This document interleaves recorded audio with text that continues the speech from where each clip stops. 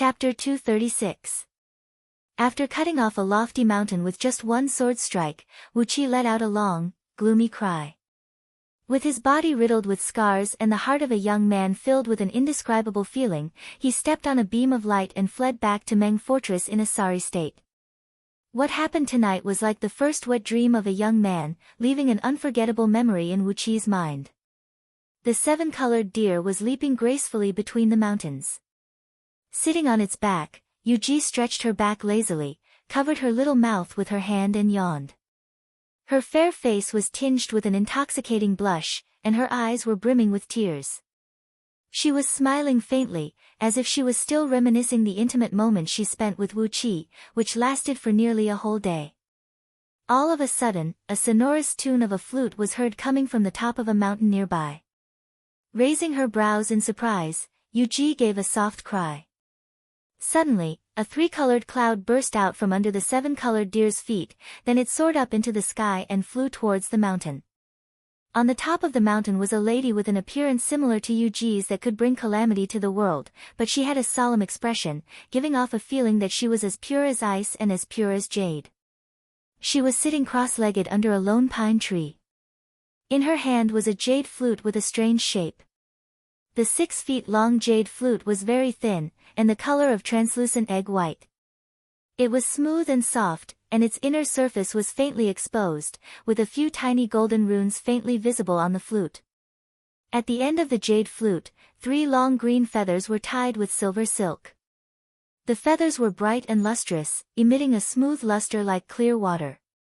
A huge amount of spiritual energy was constantly spurting out from the feathers, nourishing the jade flute at all times. After being absorbed and transformed by the jade flute, a thread of extremely pure and rich natural energy kept flowing into the lady's finger, then spread to every corner of her body. The 7-colored deer flew up to the top of the mountain, and Yu Ji lightly leaped down from its back. She gave the lady a glance with a smile, then bowed gracefully and said, "Yu Ji offers greeting to the Empress of Daqin, elder sister Yu Yao, your majesty. May I know why elder sister is sitting here? Could it be that you are waiting for me?" Yu Yao lightly flicked the jade flute with her jade-like finger and said in an indifferent tone, "You're interested in a little boy who hasn't even grown his hair yet? If that tyrant of yours knew that you had given yourself to such a young boy, wouldn't he poke a hole in the sky?" Yu Ji giggled, walked to the side of Yu Yao and sat down slowly. With a soft voice, she said, "I've taken a fancy to this tender little girl. Could it be that his sister was also interested in him? If there is, Yu Ji will go and capture him right now, and let elder sister have a good time."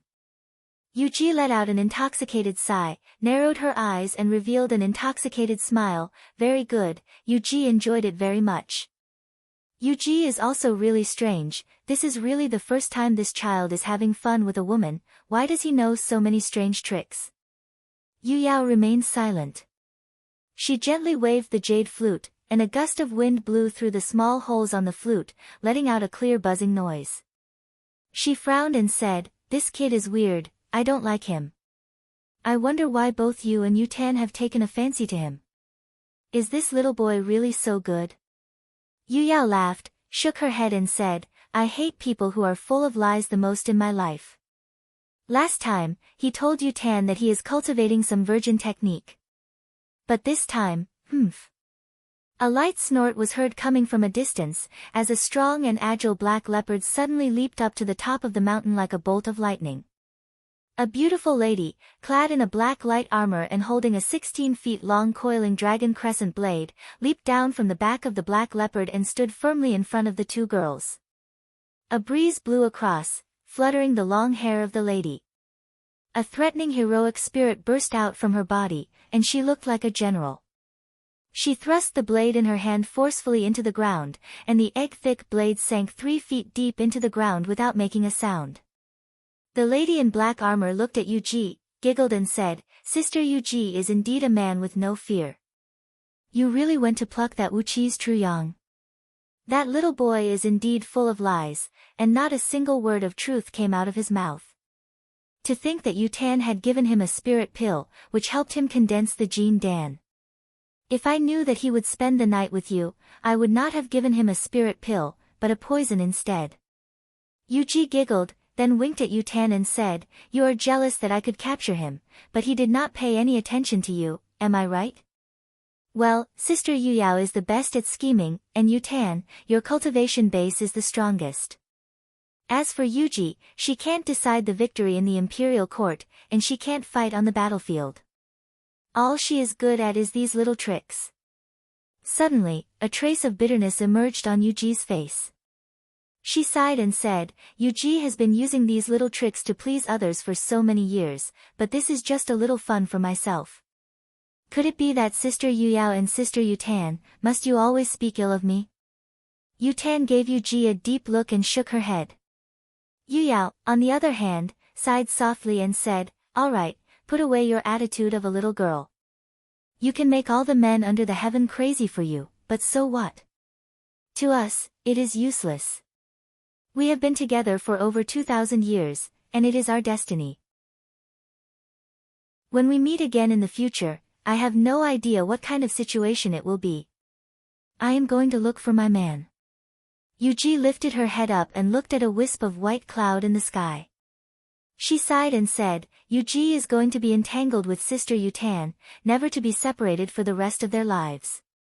"Who wants to be entangled with you for the rest of their lives?" Yutan said angrily. Yuji looked at Yutan with surprise, chuckled and said, "Yuji is going to look for King Xiangyu. He is now a minister of Great Chu. Sister Yutan is going back to Great Chu as well. Isn't Duke of Chunshan her old lover? Xiang Yu and Huang Xia are both ministers of Great Chu now. Since we are going back to look for them, doesn't that mean we have to take care of each other, never to be separated for the rest of our lives?" Yutan put on a straight face. She gripped the crescent blade tightly and said coolly, "Huang Xia, that old fool." Yuji gently swayed her body and laughed softly, "Huang Xia, that old trash." Looking at his fat body, Yuji feels uncomfortable all over. When she thought that Sister Yutan is going to send herself to that old fatty and let him have his fun, she felt that it was a waste of heaven's gift. Why don't Sister Yutan go and look for Wuqi as well? That way, that old fool will not take away your yin energy and waste your over 2,000 years of painstaking cultivation. A blade beam flashed.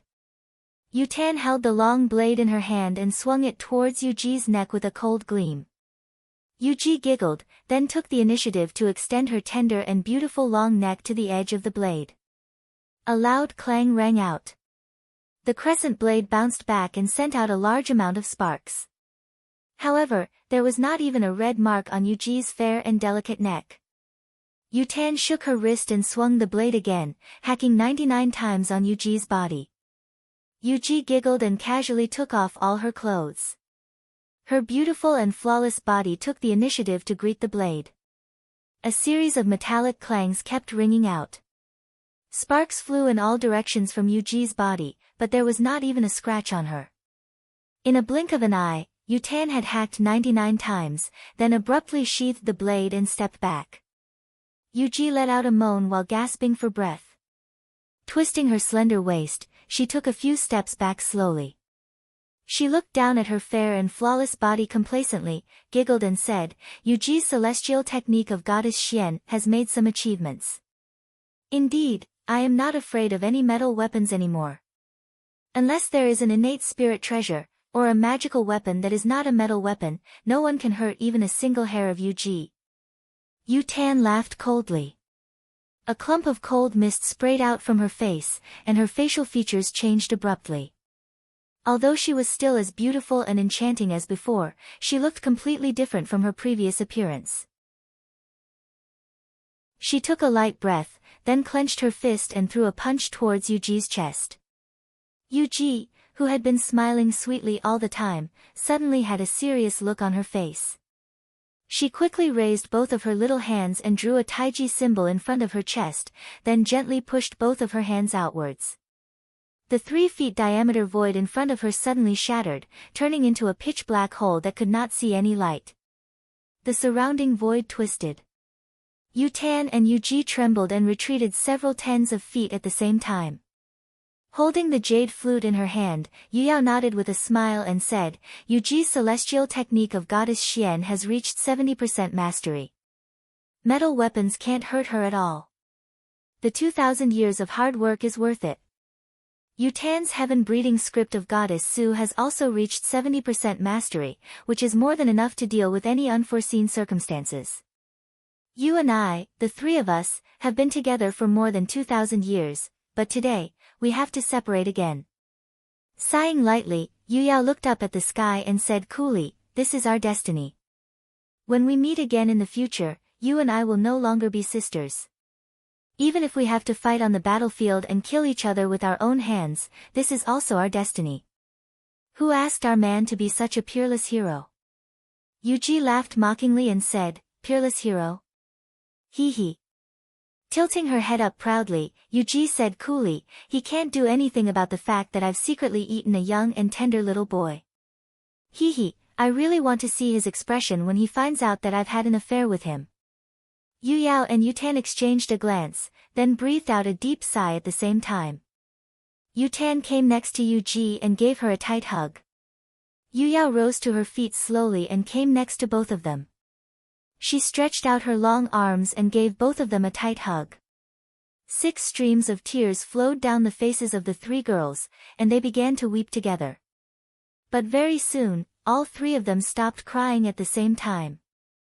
Yu Yao said coolly, what are we still complaining about when we have been together for over 2,000 years? Among us 3 sisters, as the eldest sister, I am the luckiest one. Although Yingzheng has done many wrong things, he has treated me very well. Yuji, Yu Tan, it's true that you've suffered a lot. But, this is our fate, and it's not up to us. Yu Yao let go of them, took a few steps back, cupped her fist and bowed to Yuji and Yu Tan, and said, when we meet again in the future, Yu Yao will definitely try every possible way to kill both of you. The celestial technique of goddess Xian and heaven-breeding script of goddess Su are extremely powerful, and Yu Yao will never let Xiang Yu and Huang Xia have experts like my 2 younger sisters by their side. In the future, when my 2 younger sisters are schemed against by someone, please don't blame Yu Yao. Yuji casually put on her clothes and said with a chuckle, Yuji will not show any mercy to the 2 sisters. Once I have the chance, I'll personally dig out my sisters' hearts and make them into soup. Especially sister Yu Yao's heart of 7 orifices, I've been drooling over it for a long time. Yu Tan, on the other hand, pulled out a long blade, mounted on the Black Panther, and rode away towards the south without saying a word. Yuji bowed gently to Yu Yao, then suddenly sprung forward like a ghost, reaching out her claw and grabbing towards Yu Yao's chest. A chuckle was heard, as Yu Yao's body suddenly shone with a dazzling golden light. 12 36-feet-tall golden demon figurines appeared out of thin air, waving their fists and smashing them down towards Yuji's head. Yuji was taken aback. Hastily, she retreated and cried out sternly, Daqin is one of the 12 golden demon figurines of the kingdom. So, elder sister has met with Yingzheng in secret? You are indeed a treacherous and almost shameless elder sister. Abruptly, Yuji's body transformed into a clump of white light and vanished without a trace. Yu Yao stretched herself and stared blankly at the direction where Yuji and Yu Tan disappeared. The beloved concubine of the hegemon king of Western Chu, Yuji. The empress of Great Chu, Li Yuan. Oh, my dear sisters. She focused her eyes, and a ruthless and cruel smile emerged on the corner of her mouth. Somebody, send a scout to Great Yan's territory and spread the news that Yuji, the beloved concubine of the hegemon king of Western Chu, was raped by Wu Qi, Duke of Tianyun of Great Yan. Chapter 237. For the next 7 days, Wu Qi stayed in a secluded cultivation, focusing all his attention on absorbing the extremely pure innate energy that suddenly appeared in his body. It was extremely pure, even comparable to the clump of innate earth element energy essence that Wu Qi used to craft the earth element dragon scale shield. On top of that, it was extremely strong, almost as strong as the innate purple energy essence that could only be formed by an ordinary nascent divinity cultivator after several hundred years of arduous cultivation. It was as if someone had cultivated arduously for several thousand years, condensed a precious innate purple energy essence, which was used by nascent divinity cultivators to temper and strengthen their nascent divinity, and injected it into Wu Qi's body through some special method. When an ordinary Jin Dan cultivator encountered an innate energy essence of this level, he or she would not even be able to sense its existence. But to Wu Qi, it was like a hungry wolf that had just seen a piece of fresh meat, and could not wait to start absorbing and digesting it. Inside his 7 stealing heaven meridians, 10 bright false cores were absorbing the innate energy essence that nearly filled up Wu Qi's body with all their might. When the energy essence that contained an enormous amount of energy essence was absorbed by Wu Qi's false cores, it gradually formed into wisps of innate nectar that glinted with the color of white jade, and was as sticky as a jade paste. Nourished by the innate nectar, Wu Qi's false cores gradually solidified and hardened. From a hazy, shadowy shape, it quickly condensed into a real Jin Dan that was the size of a grain of rice, glinting with a golden luster. The innate nectar had saved Wu Qi from several hundred years of arduous cultivation. If he relied on devouring other people's Jin Dan and demon cores to purify the innate nectar, perhaps he would need at least 100,000 Jin Dan and demon cores to achieve the same result. While absorbing the innate energy essence, Wu Qi was pondering about its origin. Recently, he did not have any other fortuitous encounters, except for that one night with Yu Ji, which was the most unimaginable encounter he had in the past few days. He could still remember the wonderful enjoyment brought to him by Yu Ji's mesmerizing body. At the same time, in that almost dreamlike state, Wu Qi seemed to remember that Yu Ji was actually still a virgin. She's been with Xiang Yu for so many years. How can she still be a virgin? Wu Qi tried his best to stimulate his empty core to absorb this vital essence and condense the innate nectar. At the same time, he was surprised by his own discovery. Unless she has cultivated some special cultivation method over the years, and her body has been tempered by the heavenly thunder more than once, it's impossible for her to have such a miraculous change. But it was a pity that at that time, he was only focused on squeezing out Yu Ji's body with all his might, desperately enjoying the indescribable wonderful feeling, and did not have the time to use all kinds of mystic arts in scroll of stealing to peep at Yu Ji's body. Otherwise, he would definitely be able to find out if Yu Ji had cultivated some kind of special cultivation technique. However, this huge amount of pure innate qi could only be a gift from Yu Ji to Wu Qi. A night of pleasure could actually save Wu Qi's several hundred years of effort in laying the foundation of Jin Dan realm. Wu Qi had really gained both a man and a fortune, a great fortune. However, if I am really an ordinary cultivator of Jin Dan realm, this innate qi can only stay in my body for at most 3 days before it completely dissipates. This strand of innate qi will only last for 3 days at most before it completely dissipates. At most, it can perform some minor adjustments and tempering on my body, but it can never achieve the effect it has now. While exercising his cultivation, Wu Qi was calculating the cause and effect of this incident. An ordinary human immortal of Jin Dan realm would never be able to discover the existence of this innate qi, and he would not have a suitable cultivation technique to absorb and harvest this innate qi, which would bring him the greatest benefit.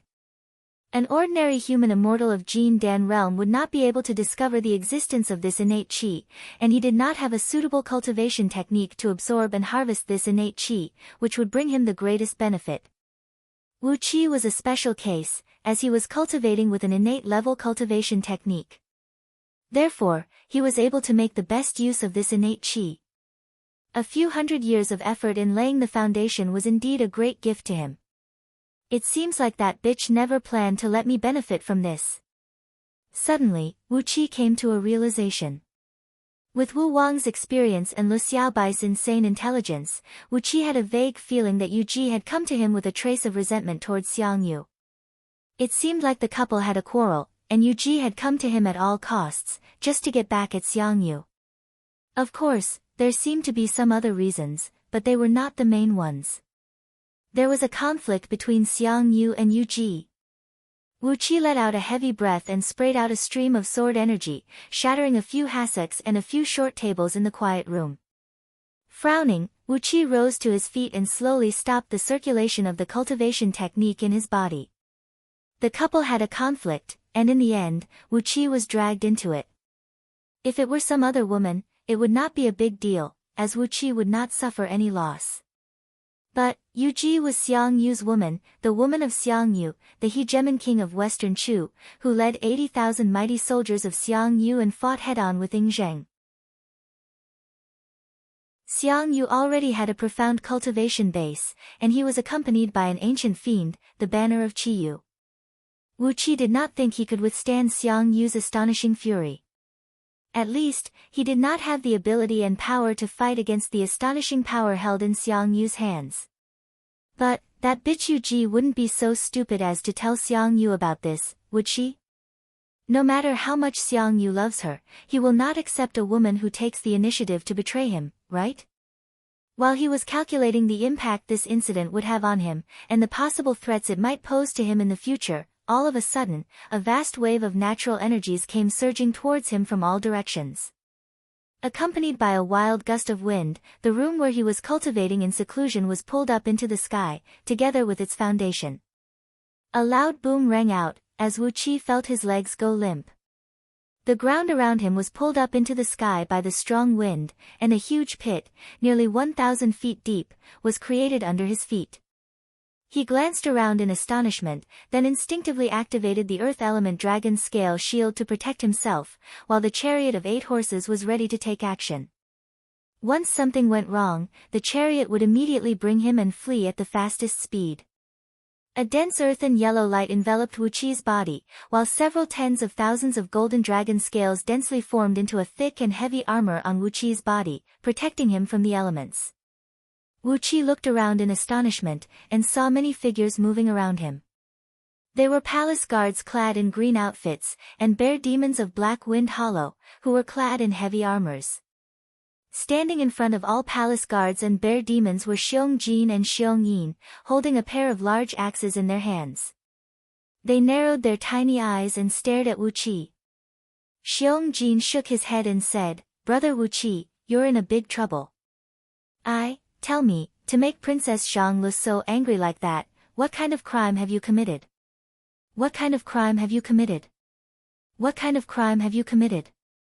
What kind of crime have you committed? Me. Wu Qi pointed his finger at his own nose, staring blankly at the palace guards and bear demons, and said in astonishment, "What have I done?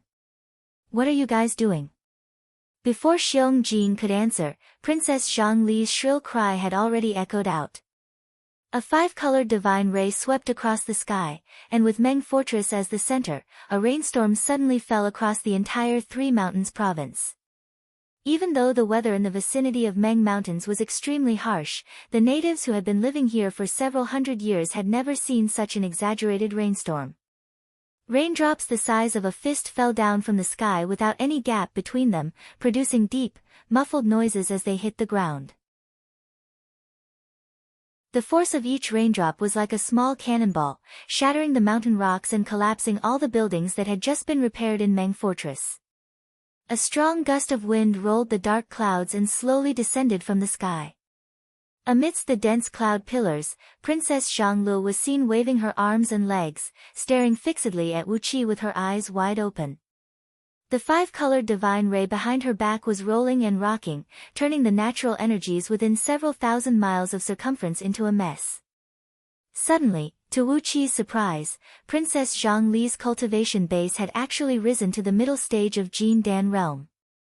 How long had it been since she formed the Jin Dan realm? And yet, she had already reached the middle stage of Jin Dan realm. How did she actually cultivate?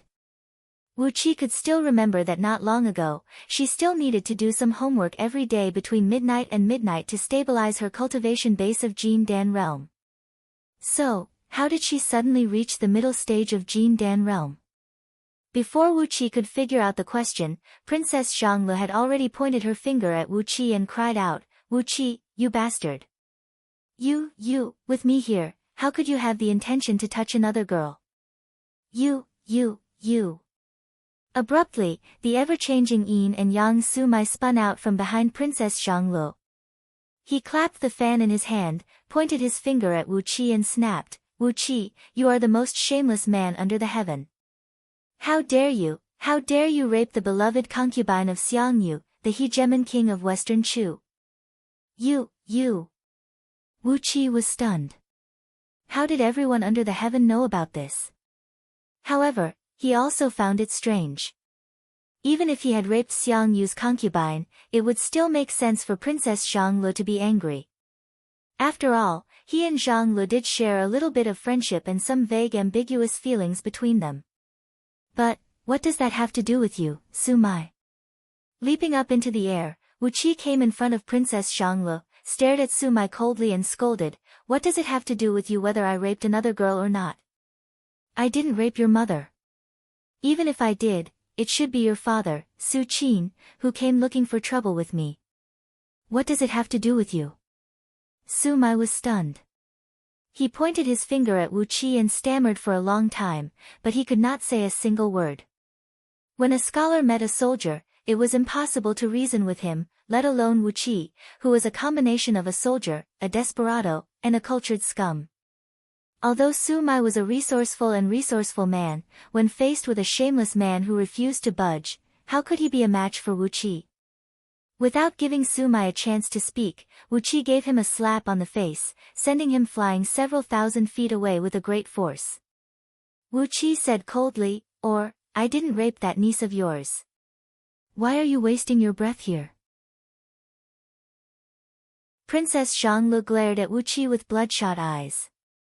She did not look like a resentful girl who was betrayed by her beloved, but more like a little kid whose favorite toy was snatched away.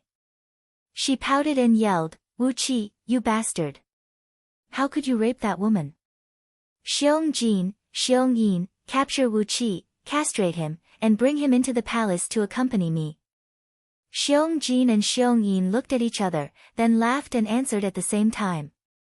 Xiong Jin rubbed his palms together and cried out in joy, "Your Highness, should we use a knife to cut him, or a hammer to smash him? Or, should we get a nest of metal-eating ants and eat this kid alive?" The rain poured down, and the world was covered in a vast expanse.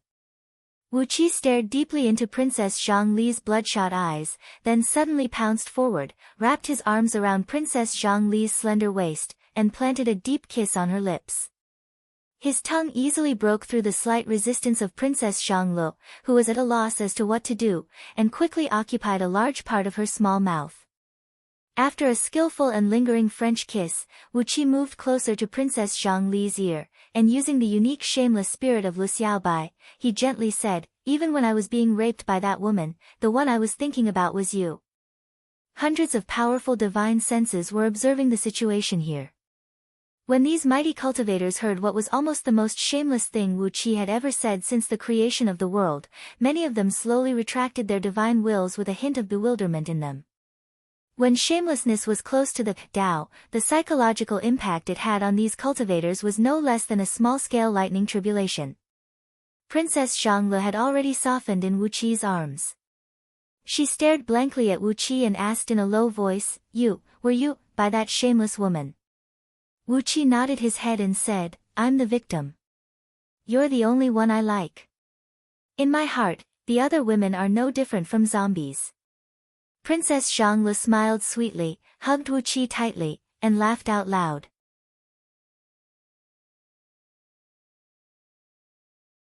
Chapter 238. Above Meng Fortress, Yan Dan and his company were seen standing on top of a dark cloud. Yan Qijuan looked down at Wu Qi, who was holding Princess Zhang Lu in his arms. His face was unsightly.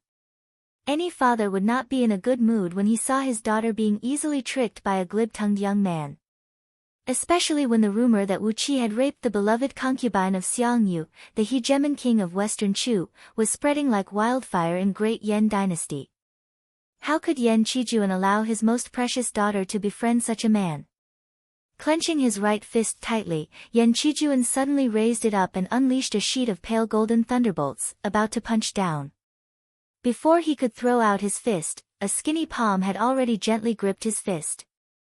The thunderbolts on the fist vanished abruptly, as if they had never appeared before. Yan Qijuan turned his head furiously, about to scold the man who dared to stop him.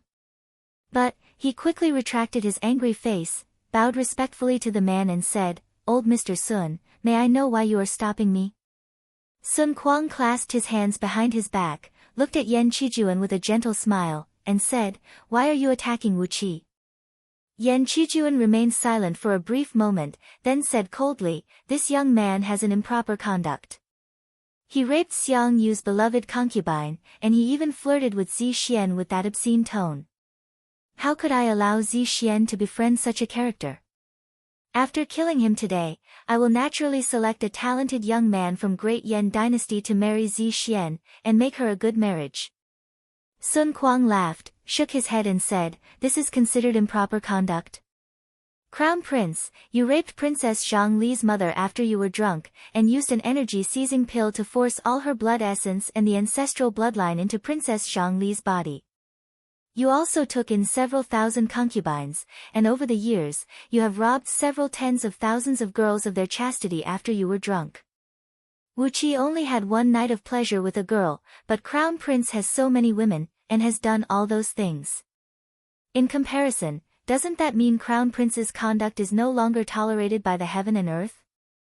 Yan Dan pursed his lips into a smile, while Mod, Su Qin, and the others smiled even more brilliantly.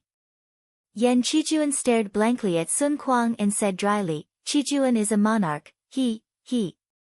Sun Kuang faintly said, "What monarch, minister, and minister? What's the difference between you and Wu Qi?" Honestly speaking, his temperament was much better than all the so-called talented young men of Great Yan Dynasty. At least, judging from his face, I can tell he had lost his virginity 7 days ago. As for those young and talented men of Great Yan Dynasty, can you find me a boy who is at least 10 years old? Mod also chuckled and said, "There's no need to talk about the so-called moral conduct." Yan Qijuan opened his mouth, but no words came out. He just frowned and looked at Wu Qi. His eyes flickered, and no one knew what he was thinking. "All right," Yan Dan said coolly, "who does Zi Xian like? We don't need to intervene in this matter. Wu Qi is a pretty good kid. Both his innate talent and cultivation base are excellent, and he has formed the Golden Dan before the age of 18. His luck is top-notch. He is a good kid. As for that concubine of Xiang Yu's, no matter he raped her, or the concubine raped him, that's what happened." He snorted coldly. Yan Dan said sternly, "Find out who spread this rumor across the entire Great Yan Dynasty in just 7 days. Anyone who was suspicious would be arrested, tortured, and their families would be exterminated."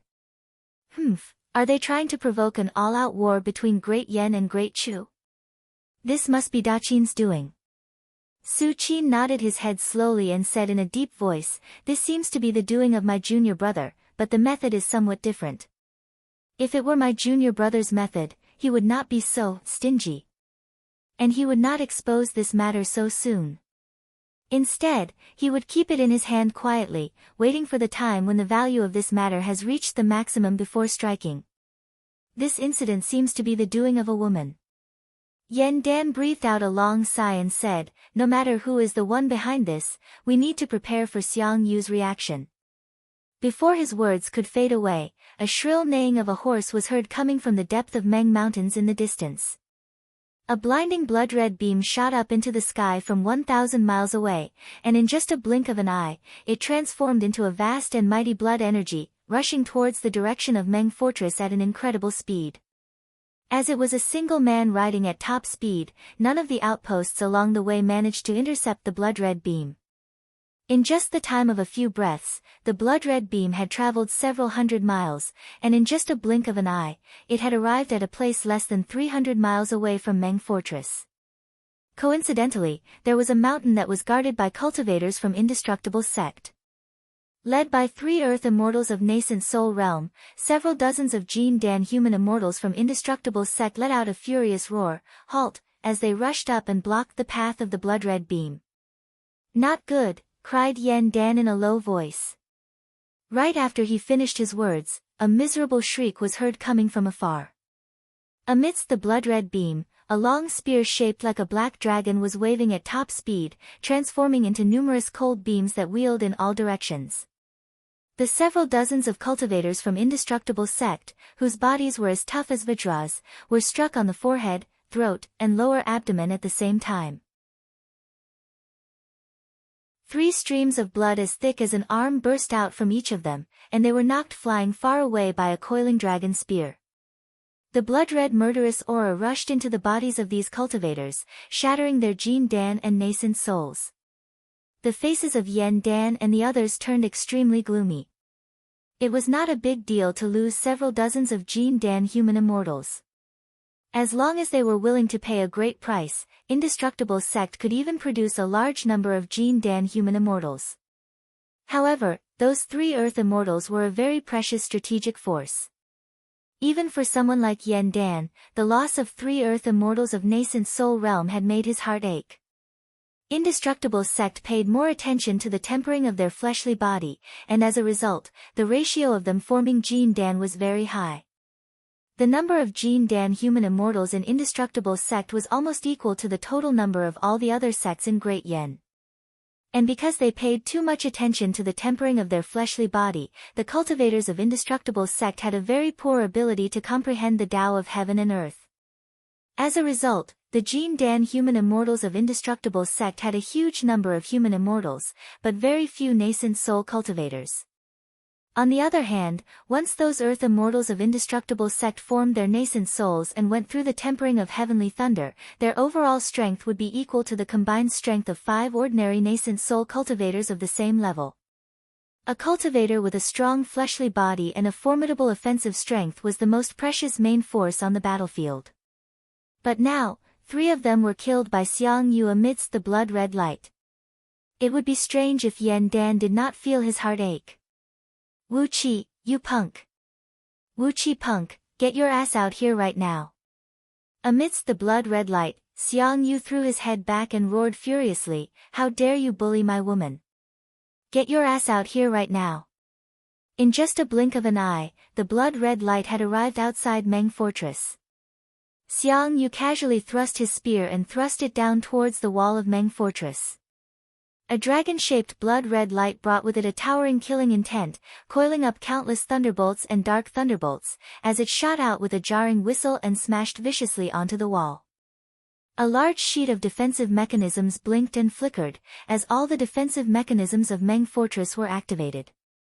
The blood-red light slammed onto several dozens of layers of defensive mechanisms, breaking 35 of them in a row, causing the entire ground of Meng Fortress to shake violently. Finally, it exploded and shattered into pieces at the last layer of defensive mechanism. Countless thunderbolts struck down from the sky, vanquishing the dark clouds of thunderbolts coiled up by Princess Zhanglu. A large sheet of sunlight sprinkled down, shining on the blood-red light around Xiang Yu's body. The blood-red light flickered, and countless human figures could be vaguely seen amidst it. They were the baneful souls formed by the souls of those killed by Xiang Yu, who were sucked into the blood-red light. These baneful souls opened their mouths and let out soundless roars. A soundless but real spiritual impact swept across the surroundings, lifting up a thick layer of rock layers outside Meng Fortress. Large chunks of rock layers flew up into the sky, and were shattered into countless fragments by the spiritual impact. Wherever Xiang Yu passed by, mountains would break, rivers would dry up, and flowers, trees, insects, fishes, birds, and beasts would all turn into dead things. He was like an immortal fiend god who crawled out from the netherworld, bringing nothing but endless destruction and destruction.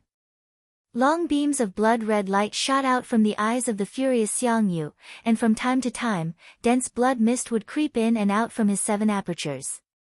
He had completely lost his self-control, turning into a mad fiend. Wu Qi, you punk. Come out here and fight me to death. Xiang Yu roared fiercely, come out here and fight me to death. Since you have the courage to touch my woman, you should have the courage to let me stab you 108,000 times with my spear. Holding Princess Zhanglu in his arms, Wu Qi landed on the wall of Meng Fortress. From all directions, several tens of thousands of Great Yen Dynasty's cultivators flew up into the sky, injecting their energy into the core of the defensive mechanism of Meng Fortress. A blinding light burst out from the defensive formation meticulously constructed by the master craftsman from Mo Sect. A strong barrier of light enveloped the entire city, and even a nascent divinity cultivator would find it difficult to break through the defense of Meng Fortress. Standing within the thick barrier of light, Wuqi did not worry about his own safety at all. Even if Xiang Yu was the reincarnation of a god of war, there was no way he could break through the defensive mechanism constructed by several tens of thousands of cultivators. Unless it was a real heaven immortal, or several dozens of nascent divinity experts attacking at the same time, the defensive mechanism of Meng Fortress would be unbreakable. Looking at the furious and deranged Xiang Yu on the outskirts of the city, Wuqi breathed out a long sigh and said, "Xiang Yu, who told you that I raped your woman?" Xiang Yu raised his spear and howled, "This has been spread across the entire Great Yan dynasty. Do you think I'm a deaf man?" Wuqi spread his arms, breathed out a long sigh and said, "It was your woman who seduced me and raped me. It was not me who took the initiative to flirt with her." Xiang Yu was so angry that blood sprayed out from his mouth. A vast murderous aura towered into the sky, and lightning flashed and thunder rumbled in the sky, causing the ground to crack and crack into countless trenches. Xiang Yu bellowed furiously, "Bullshit! Bullshit! Yu, she took the initiative to flirt with you?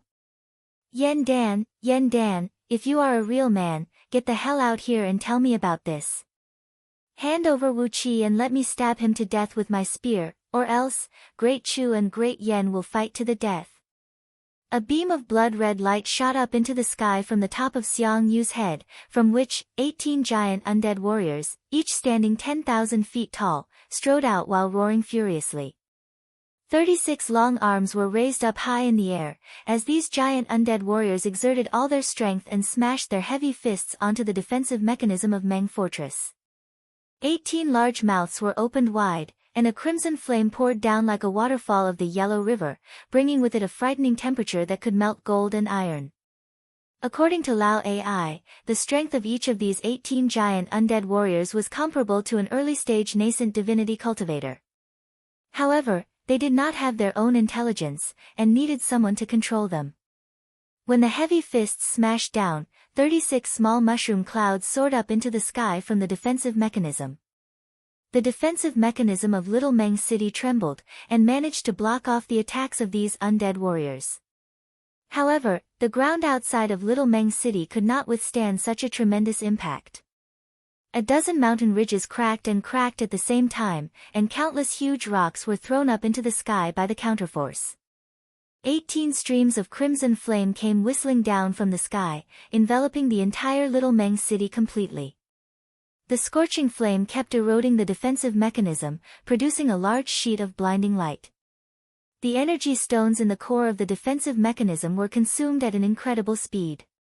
However, an attack like this was still not enough to break through the defensive mechanism of Meng Fortress. Wuqi looked at Xiang Yu, who was standing outside the city, and couldn't help but shake his head. After all, he did have a night of pleasure with Yu, and there was nothing he could say about that. However, Princess Zhanglu suddenly stuck out her chest, pointed her finger at Xiang Yu and scolded, "Xiang Yu, you're such a shameless man.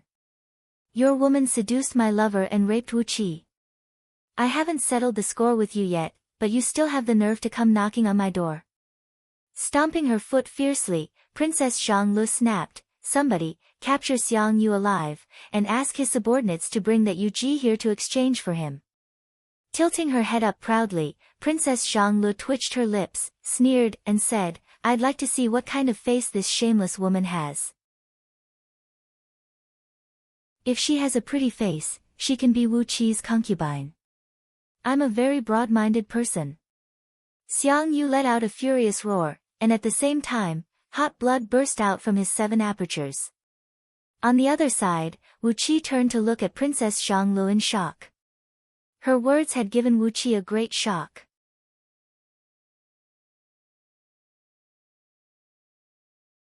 Chapter 239. Stunned, Wuqi stared blankly at Princess Zhanglu and asked in a low voice, "What are you talking about? I don't dare to provoke that Princess Yu."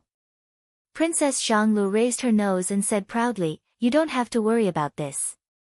You don't dare to provoke her, but I'm going to teach her a good lesson and make her understand some things. I'm in charge of all the affairs around you, and as your concubine, she has to listen to my instructions obediently. If she's obedient, I'll feed her with luxurious clothes and delicious food. If she's not obedient, I'll drag her out and beat her to death with a stick. But, Zixian, if you marry me, will you still help me choose concubines? Wu Qi asked in astonishment. Princess Xianglu looked at Wu Qi in astonishment, frowned and said, "Is that so strange? Every year, Grandpa Emperor takes in dozens of new concubines to give birth to offspring. Every year, Father also takes in nearly 100 new concubines. Even old Mr. Su Qin has brought back a few singing girls from the pleasure boat in Myriad Red River and made them his concubines. Su Mai is the son of old Mr. Su Qin's concubine 30 years ago." Looking at Wu Qi with a puzzled expression, Princess Xianglu said, "As a man of great Yan, it is my duty to bring in more offspring for the clan. Otherwise, how can a clan grow stronger? With your current status and identity, if you marry Zixian, out of all the palace maids serving Zixian, there should be 108 of them who will become your concubines at the same time. After that, every year, you will have to take in at least 12 new concubines as your concubines. Only by doing that, you will be able to expand the strength of Great Yan Dynasty."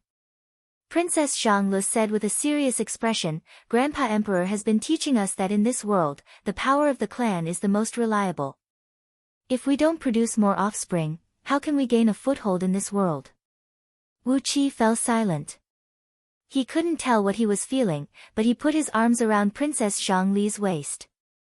Yes, he had neglected the reality of this world and applied the principles that he was accustomed to on Earth to Princess Xianglu. If they were on Earth, if a noble like Princess Xianglu were to marry someone, how could she tolerate her husband fooling around outside? Wouldn't that cause a great chaos in the world? But in this world, the domineering and ignorant Princess Xianglu was wholeheartedly thinking for the love of her life, even taking into consideration how many new concubines she was going to marry in the future. This world. Wu Qi thought to himself, if Xiao Bai could come here, I bet he would be so touched that he would burst into tears. This place is simply the paradise that he has been dreaming of. Standing on top of the wall, Princess Xianglu was calculating all these with her fingers, yet it had infuriated Xiang Yu down below. He thrust his coiling dragon spear into the air like a madman, and kept unleashing unreserved attacks towards Meng Fortress. He transformed into a clump of blood-red flame, slamming and slamming into the defensive barrier of Meng Fortress with a jarring noise of wind breaking. Again, and again. Every time he slammed into the barrier, he would not hold back, as he had fused all his spirit, energy, and soul into the coiling dragon spear in his hand. Every time he slammed into the barrier, it was as heavy as Mount Tai, but he failed to achieve anything.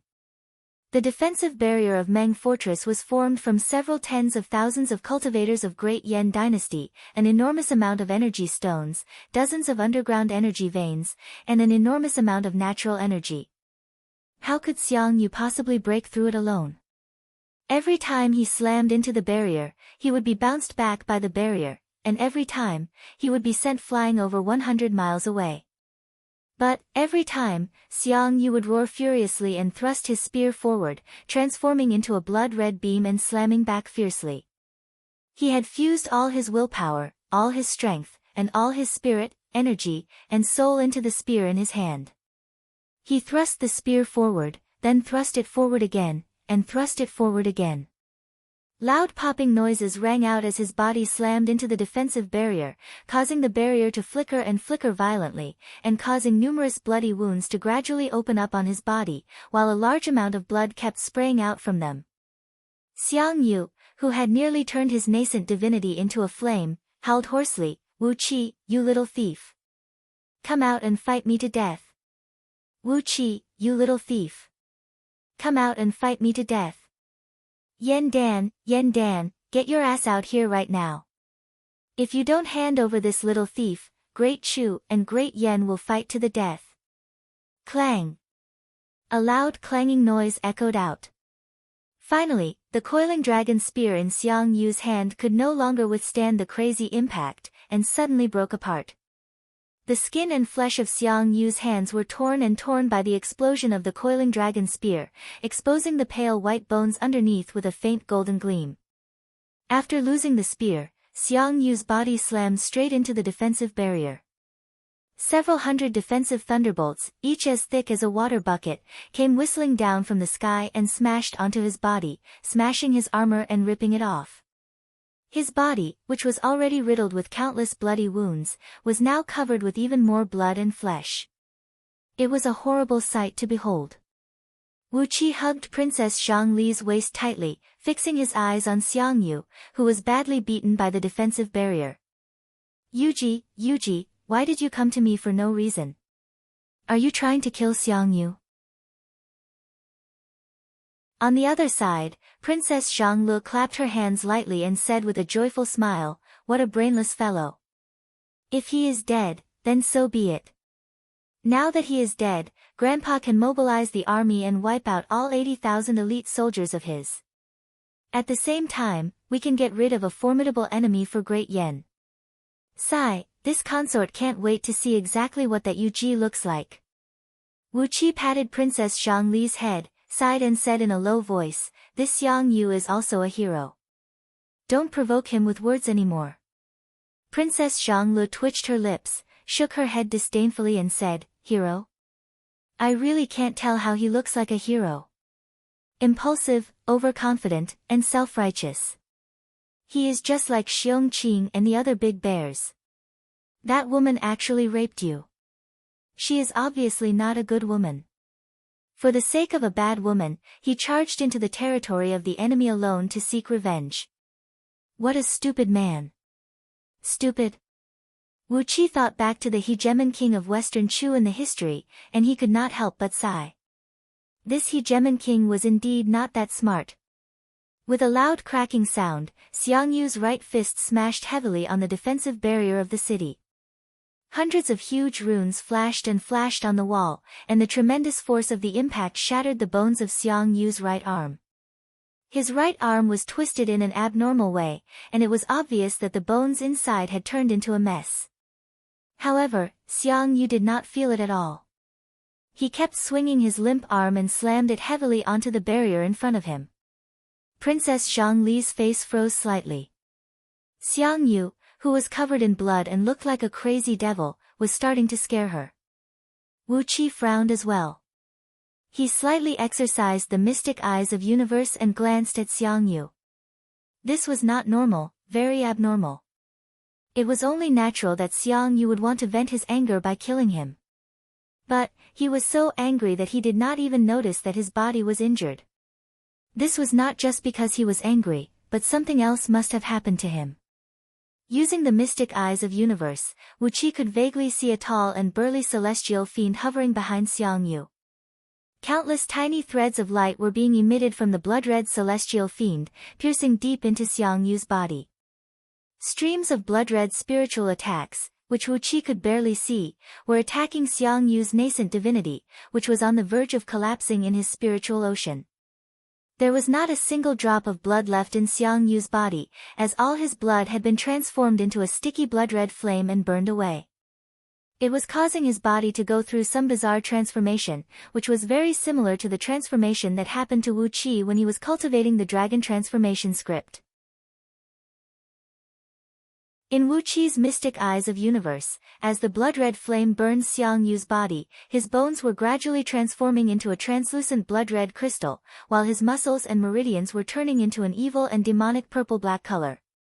A huge blood-red cloud wrapped around a blood-red flag was rolling and rolling rapidly inside Xiang Yu's body, accelerating the overall transformation of his fleshly body.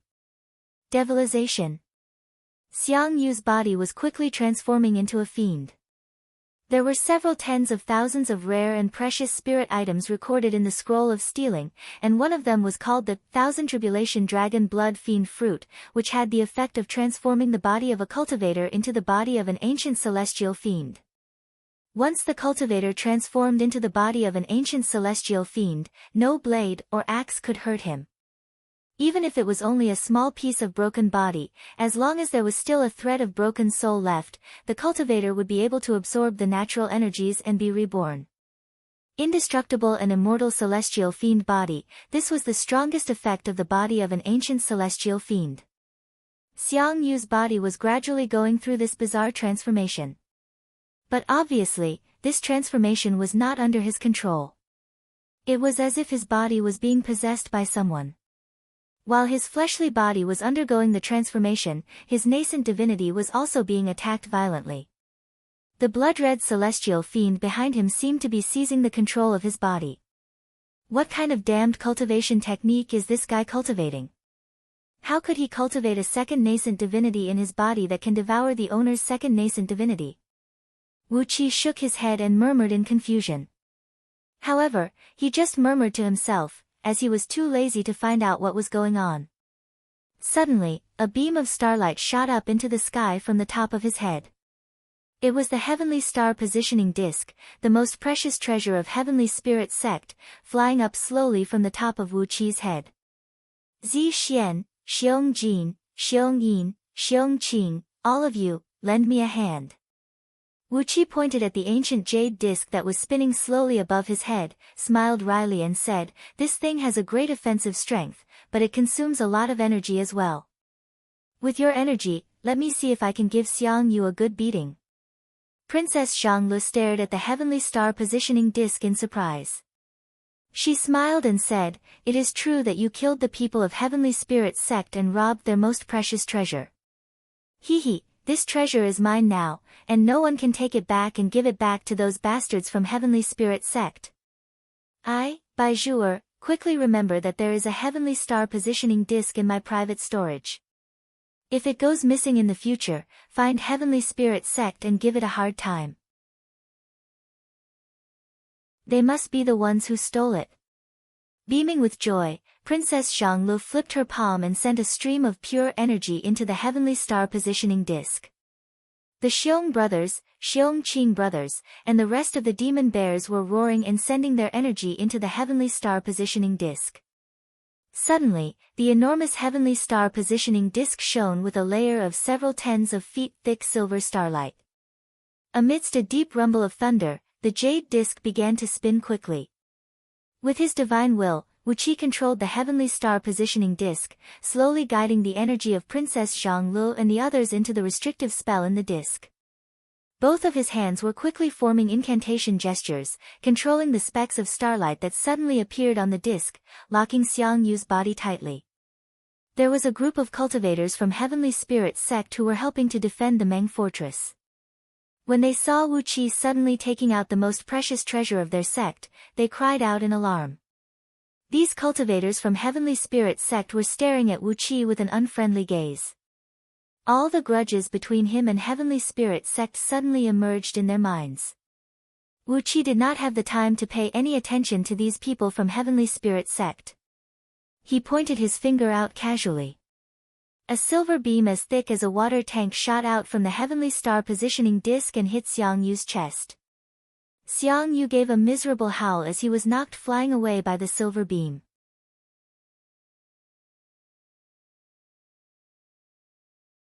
Chapter 240. The silver beam brought Xiang Yu's body and pierced through over 30 lofty mountains, leaving behind several tens of feet wide holes on top of them. It continued until Xiang Yu was over 100 miles away, and only then did the silver beam gradually dissipate. The skin and flesh of Xiang Yu's upper body had vanished without a trace, leaving behind only a translucent skeleton that had turned pale black, and some remaining internal organs, blood vessels, and meridians.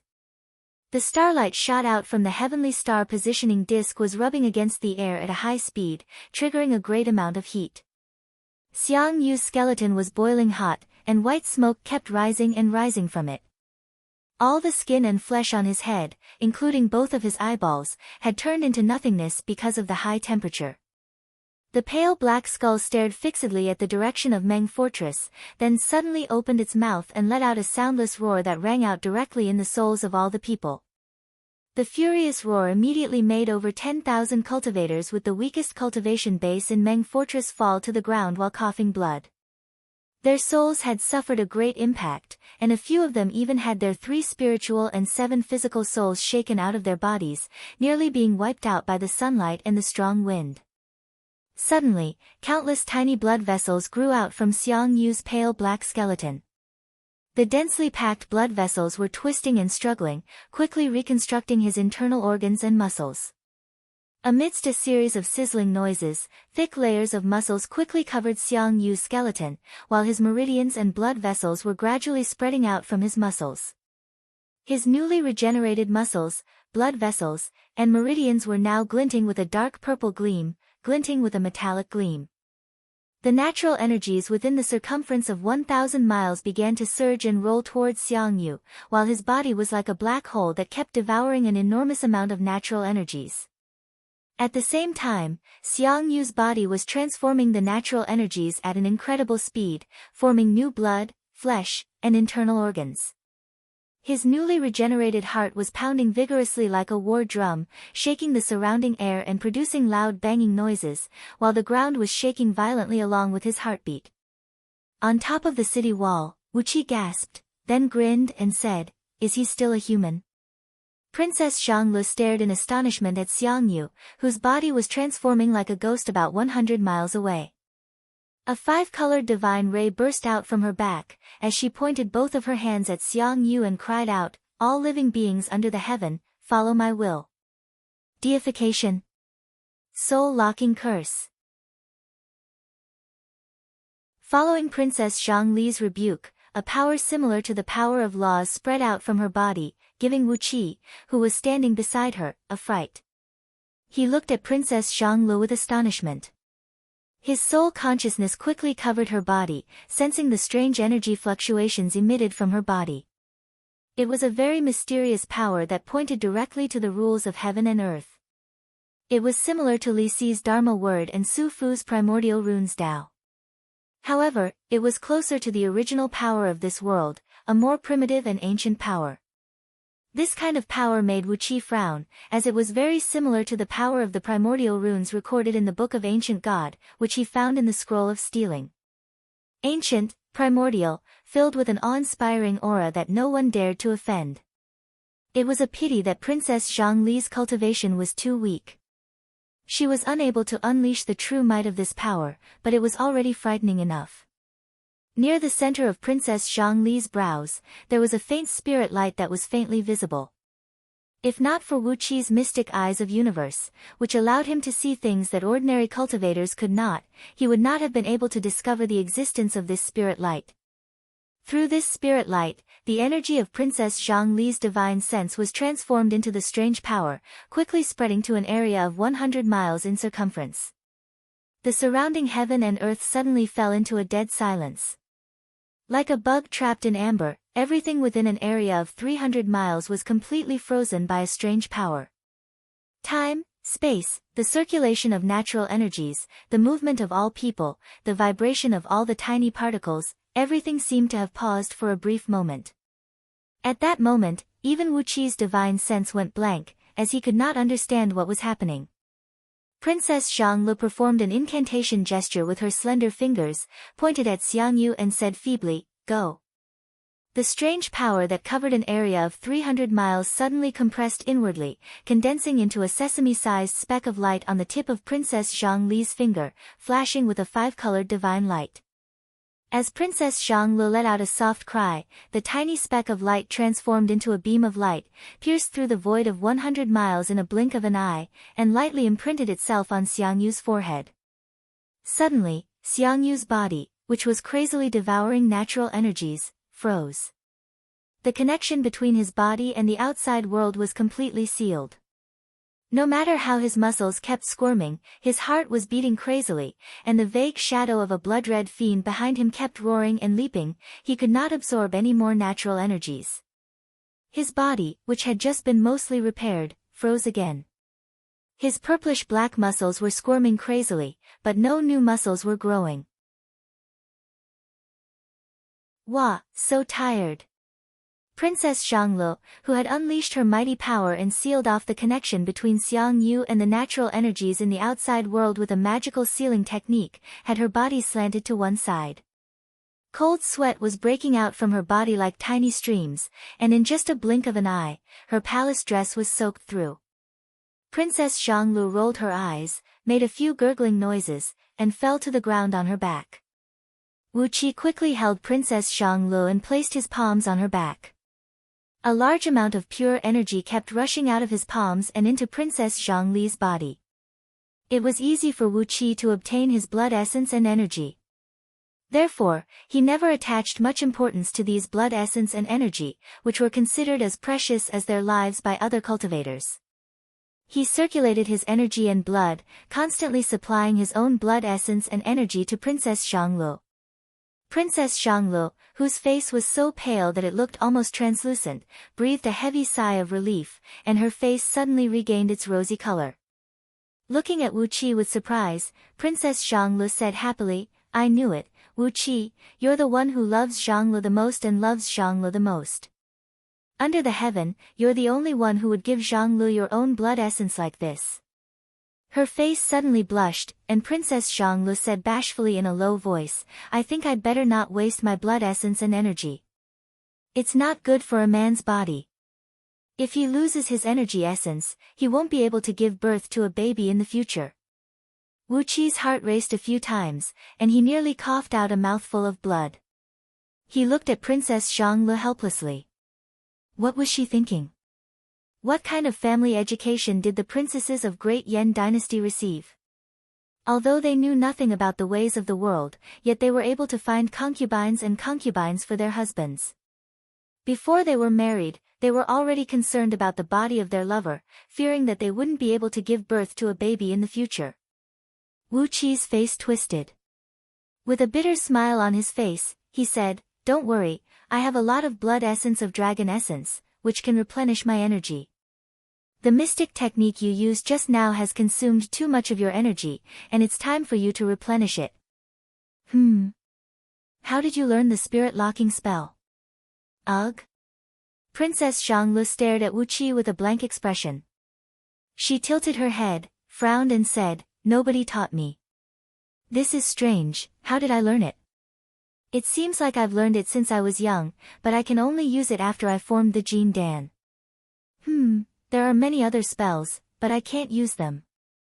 A term suddenly emerged in Wu Qi's mind, bloodline inheritance.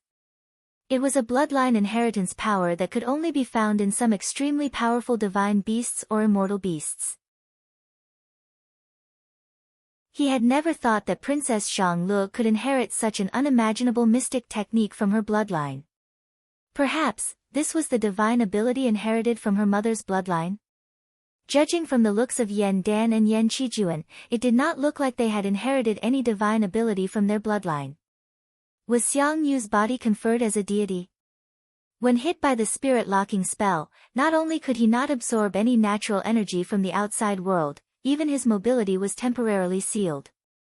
His muscles were twitching violently like a tightened steel wire, producing loud cracking noises. However, no matter how hard he struggled, it was as if his body had lost the ability to move. Xiang Yu threw his head back and let out a furious roar. Blood-red beams shot out from his eyes, reaching a distance of a few miles. He glared angrily at Wu Qi and Princess Xianglu, who were cuddling and flirting with each other on top of the city wall, and roared, "Wu Qi, you little punk! Fight me to the death! Wu Qi, you little punk, you and I!" Puff! Xiang Yu, who had flown into a rage and did not pay any attention to what was happening around him, suddenly shot out a pink sword beam from his chest. The sword pierced through his heart, causing a large amount of burning blood to spray out from his chest like lava, then shot out hundreds of feet away along with the pink sword beam that carried a boundlessly charming aura. After that, 6 white shadows came striking down from the sky like thunderbolts, smashing heavily onto Xiang Yu's body and cracking his bones one after another, producing ear-splitting cracking noises. With his good eyesight, Wu Qi could see that the 6 white shadows were actually 6 foxtails, each about 7 to 8 miles long and covered in white fur. He could not see the actual body of the foxtails, only the 6 white tails kept smashing at Xiang Yu, making him howl and howl miserably, yet he did not even have the strength to fight back. Not allowing Xiang Yu to break free from the deification spell. Under the restraint of the spirit-locking spell, a huge black palm suddenly appeared above his head. A loud rumble rang out. The rock layer under Xiang Yu's feet, about a mile in circumference, was lifted up by the same giant black palm. Then, the two giant palms slammed inwards, turning the rock layer, which was about 1,000 feet thick, into nothingness. Xiang Yu's bones were broken in an instant. Then, the two huge palms were tossed towards Xiang Yu. A white shadow flashed across the sky, and a strange-shaped pair of scissors pierced through Xiang Yu's chest, shattering a row of his ribs.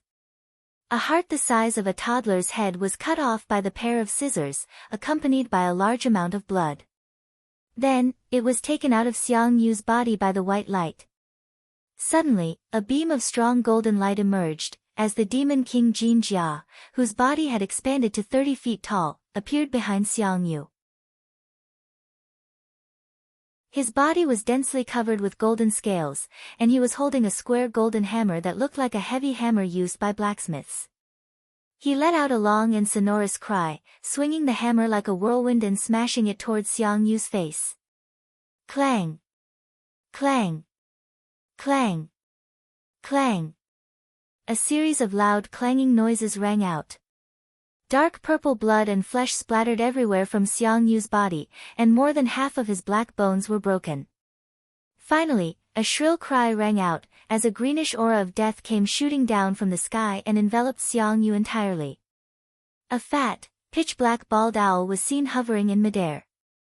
Its body was fully covered in black feathers, and there was not even a single hair growing on its buttocks, exposing more than half of its white buttocks.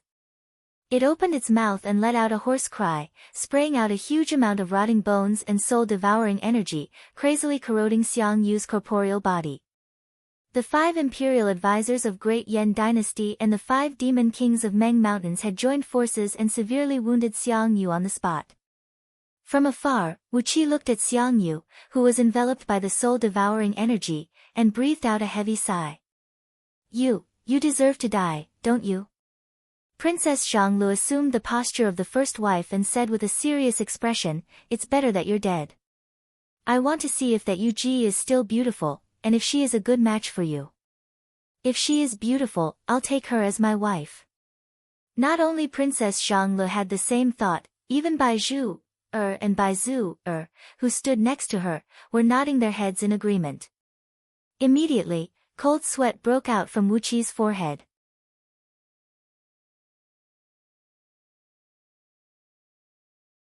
Chapter 241. Deep in Meng Mountains, on a small hill surrounded by green water, Ying Zheng and Gigazi were playing chess under a big tree. Black and white chess pieces were placed on the chessboard. Ying Zheng was playing black, and his chess moves were awe-inspiring. Vaguely, he was emanating a domineering aura, and every time he placed a chess piece, he would attack the spot where the opponent had no choice but to save. His killing intent was fully exposed from the black chess pieces. Gigazi was playing white, but his chess moves were indescribable. Sometimes it was erratic, sometimes it was filled with murderous intent, sometimes it was profound and simple, and sometimes it was simple and naive. His chess moves even gave one a feeling of disorder. But, amidst these random attacks, Ying Zheng's domineering chess strategy was twisted into a mess and out of order. Shaking his head with a slight headache, Ying Zheng shamelessly smashed the black and white chess pieces on the chessboard. He laughed dryly and said, "Old mister, you have an unfathomable ability, and you know the secrets of the heaven. I'm just a mortal, and I can't be compared with a deity." Gigazi picked up a cup of tea placed on the side of the chessboard, sipped it, then shook his head, sighed and said, "Emperor Qin is indeed Emperor Qin. His ability to flatter people is just a little weaker than others. I dare not call myself a deity, but under the heaven, there are only 2 people in Great Yan who can fight against me." Ying Zheng's face turned stiff. "Mod, Sun Kuang. Can they be used by Daqin?" Gigazi gave Ying Zheng a surprised look. Ying Zheng blushed, bowed his head and admitted his mistake, "I was wrong. Mod, the ancestor of Mo clan, and Sun Kuang, the widely acknowledged sage under the heaven. Since they have acknowledged me as their master, naturally, I can't use them. What a pity, why are they not in the territory of Daqin? Yen Dan has taken advantage of this." He sighed, then frowned and said, "So, with both of them holding you back, I'm afraid you can't act rashly, old mister." Gigazi nodded and said, "Yes. Mod, Sun Kuang, and I have come to an agreement. Unless we are facing someone else, when Daqin and Great Yen are fighting, we will not fight each other. Mod and Sun Kuang's cultivation base is not weaker than mine. Mod is an expert in mechanisms, while Sun Kuang is an expert in spells. Although I'm an expert in the Tao of formations and runes, the two of them are still stronger than me. Instead of wasting our energy, why don't the three of us stop?" Yingzheng nodded slowly, then turned to look at Yuyao, who was brewing tea with a sweet smile on her face. A gentle smile emerged on Yingzheng's stiff face as he said, "Sister, why do you need to do these trivial things yourself?" Yuyao smiled faintly and poured a new cup of tea for Yingzheng and Gigazi. After that, she raised her sleeve and wiped off the beads of sweat on her forehead. "We haven't seen each other for over 2,000 years, and I really have no idea how you managed to survive all alone. How can I be at ease leaving these matters to others?" The two of them looked at each other and smiled. Unconsciously, their hands clasped together. Yuyao fell into Yingzheng's arms. Both of them looked at each other affectionately, and for a moment, they forgot about everything under the heaven. Standing next to them, Gigazi shook his head, picked up the teacup and took a sip slowly. Then, he rose to his feet and looked into the southeast direction of the mountain range. The Empress has struck right at Xiang Yu's weak point.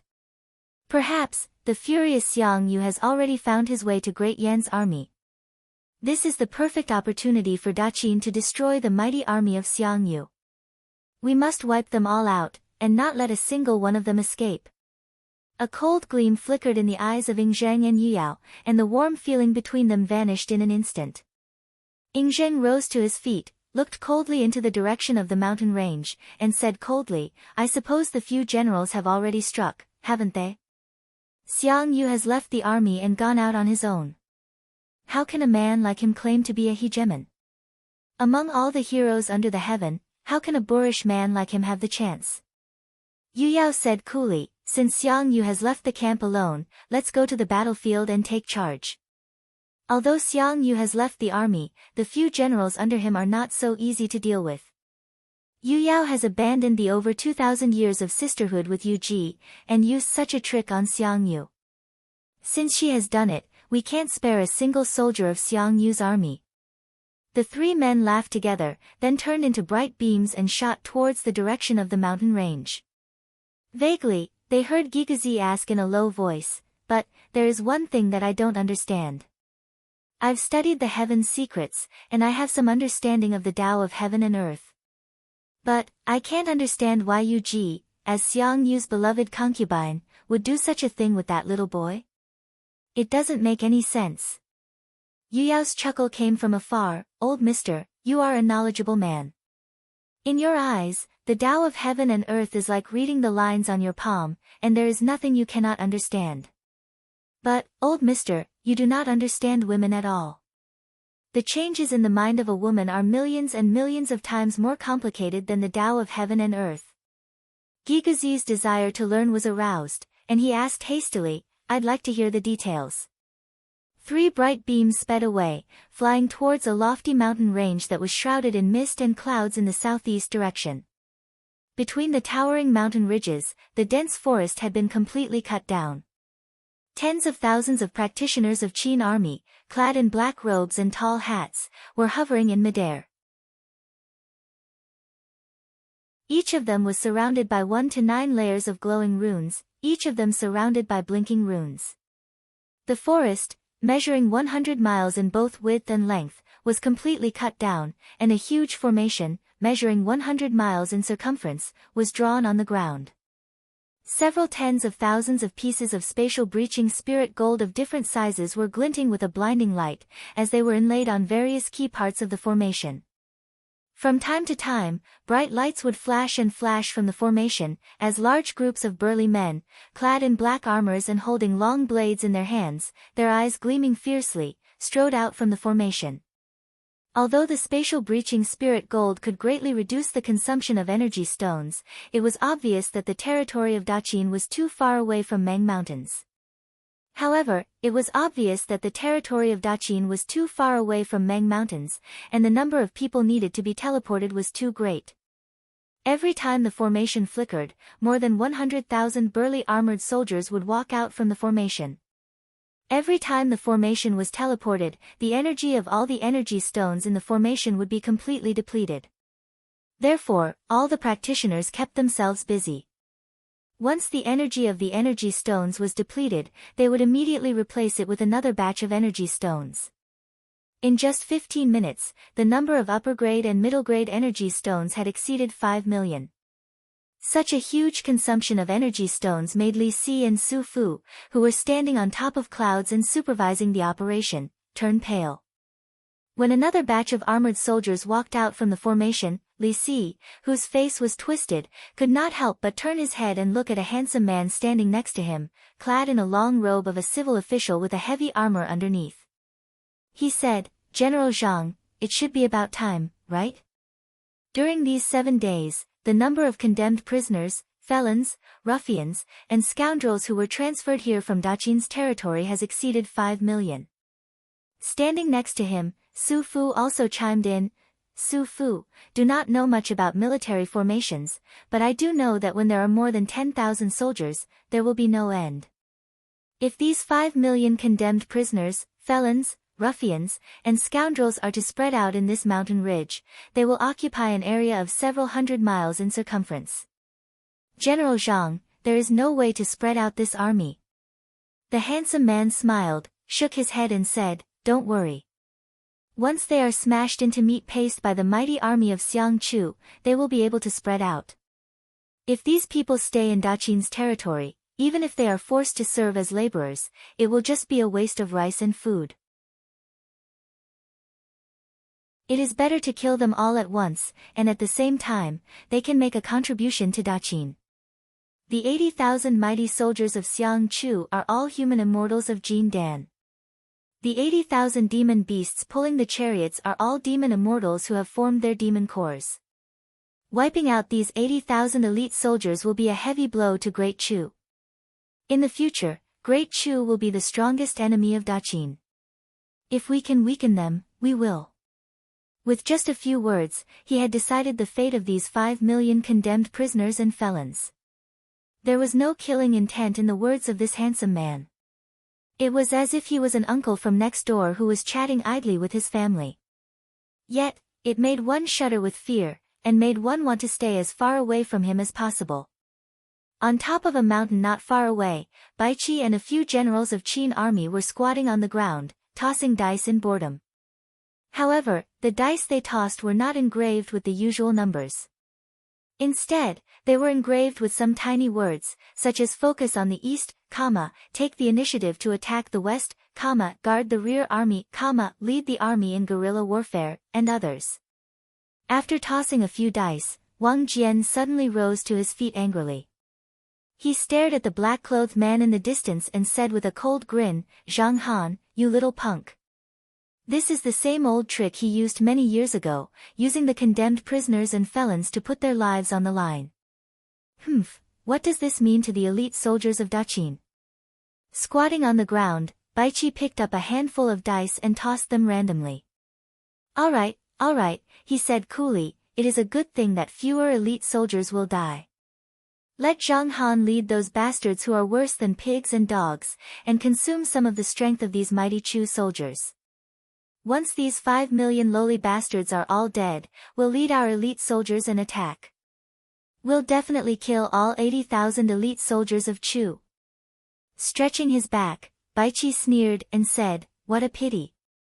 For the sake of a woman, that idiot Xiang Yu actually challenged the front line of Yan army alone.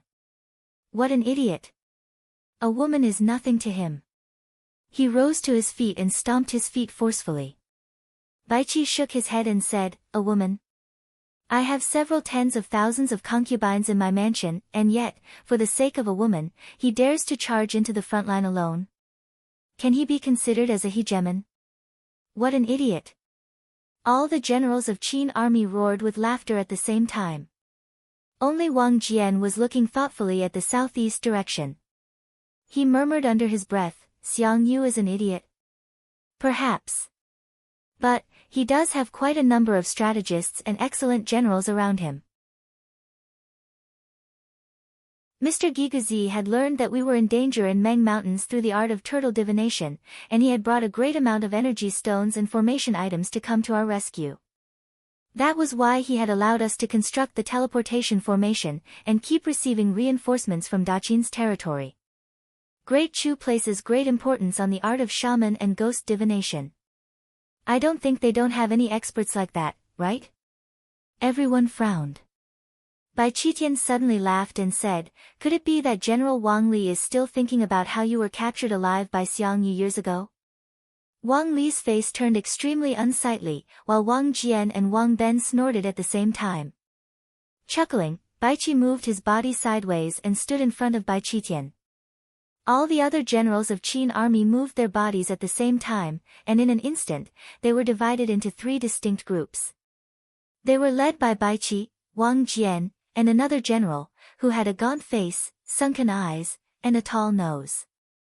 While the 3 groups of Qin generals were glaring at each other furiously, and were about to argue with each other, Zhang Han suddenly gave out an order from afar. A loud roar that sounded like a muffled thunderclap echoed out from the ground. From the surrounding mountain ridges, countless soldiers clad in black armors roared and roared, holding all kinds of weapons in their hands and charging towards the southeast direction without any formation. It was as if a group of evil ghosts had rushed out from hell, or as if a swarm of locusts had blotted the sky and covered the earth. In just a blink of an eye, several million armored soldiers had turned the mountain ridges several hundred miles in circumference black. While howling and howling, they charged forward at top speed while emanating a towering murderous aura. Up in the sky, Zhang Han was leading several hundred captains, shouting at the top of his voice, those who killed 1 Xiang Chu soldier will be absolved of their crime. Those who killed 2 Xiang Chu soldiers will be conferred a title of nobility. Those who killed 3 Xiang Chu soldiers will have their families conferred a title of nobility. Those who killed one of the generals of Xiang Chu soldiers will be conferred a title of nobility. Their land will be ceded, and they will be rewarded with 1 million gold coins and 1,000 beautiful girls. Zhang Han raised both hands up into the air and roared fiercely, you are lowly bastards who are worse than pigs and dogs. You are a dead breed who are struggling for your lives in slavery. If you want to become someone superior, if you want to enjoy wealth and glory, this is your best chance. Gold, silver, jewelry, and beautiful girls are all waiting for you to enjoy. Kill, kill, kill. Ha ha ha. Millions of Daqin felons and condemned prisoners roared and roared at the same time. Suddenly, a strong blood-red gleam burst out from their eyes.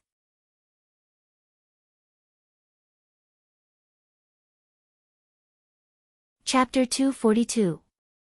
Amidst the mountain ridges, 80,000 elite soldiers of Xiang clan were building a city on a flat dam that measured nearly 1,000 miles in circumference. Some of the soldiers were exercising, some were cultivating, and some were bringing the single-horned rhinoceros demon beasts that pulled the chariots, washing these powerful rhinoceros demon beasts by a small river in the dam. The mighty soldiers of Xiang clan dug the soil and built the city. The city measured 30 miles in circumference, and there was a very tall watchtower in the middle of the city, which was also built using soil and stone. On the watchtower, which stood 1,500 feet tall and measured 20 feet in both width and length, 2 generals, Xiang Ta and Xiang Zhuang, were seen standing angrily on the watchtower, their eyes staring straight into the distance. Their eyes were dull and unfocused, and no one could tell what they were thinking about. After a full 15 minutes, Xiang Ta asked in a low voice, Second father is not here. What should we do?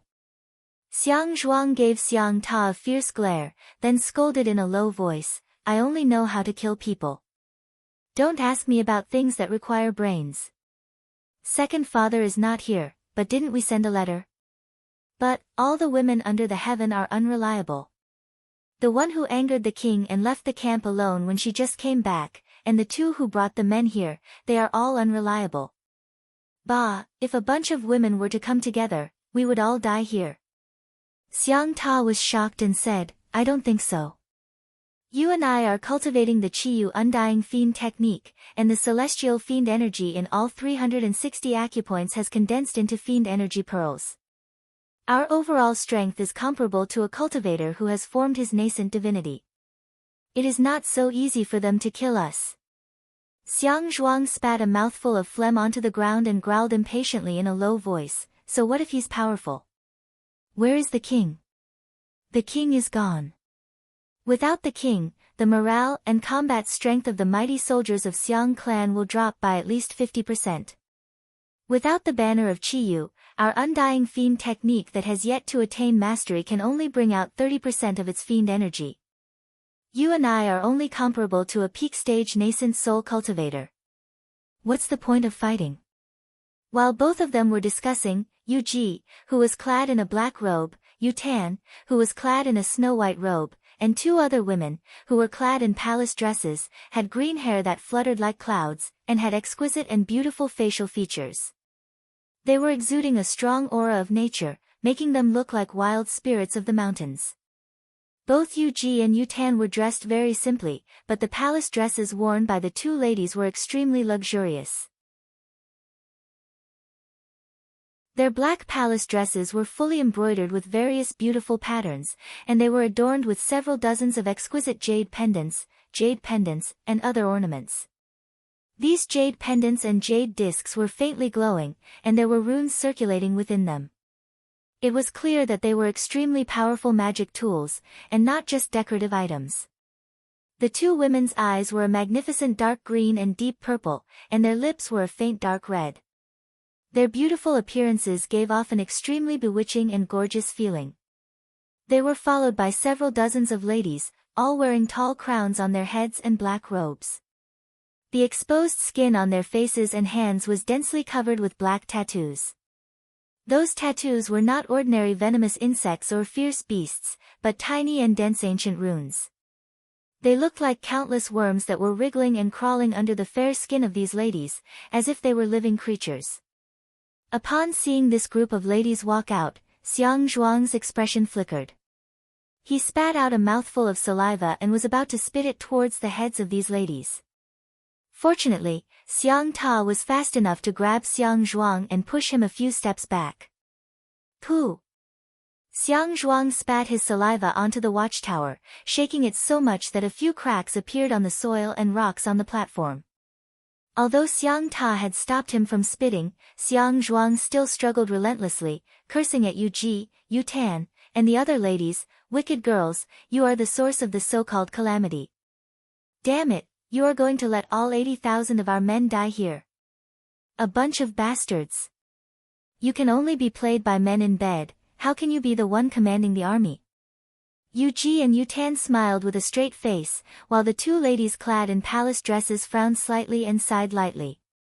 One of them raised her right hand and showed him a commander's seal carved into the shape of a tiger. General Xiang Zhuang, here is the commander's seal. If you refuse to obey our orders, don't blame us for being merciless with the military law. With General Xiang Zhuang's cultivation base, you will die on the spot even if I chop your head off 30 to 50 times, don't you think? Xiang Zhuang threw his head back and gave a furious roar into the sky.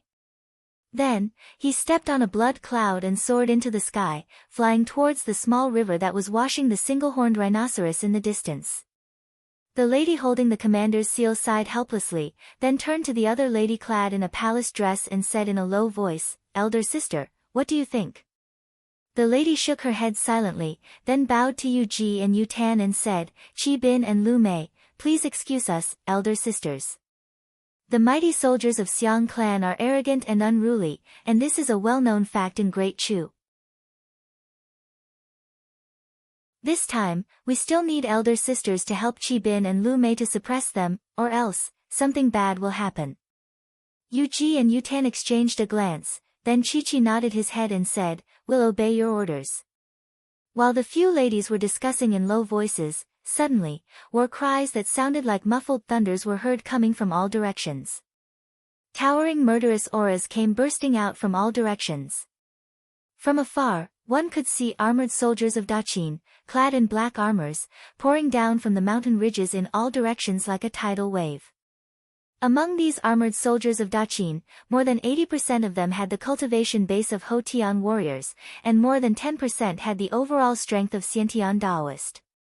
Then, there were only about 7,000 Jin Dan cultivators, and over 50 nascent soul cultivators. The law of Daqin was very strict. Those who violated the law would be arrested and thrown into prison, without any mercy. In Great Yan Dynasty, if an earth immortal of nascent soul realm violated the law, as long as it was not a rebellion, he could do whatever he wanted, and Yan Dan would not restrain him.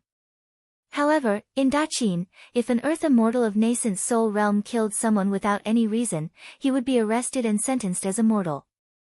Therefore, among these prisoners and felons, there were quite a number of Jin Dan cultivators, and over 50 nascent soul cultivators.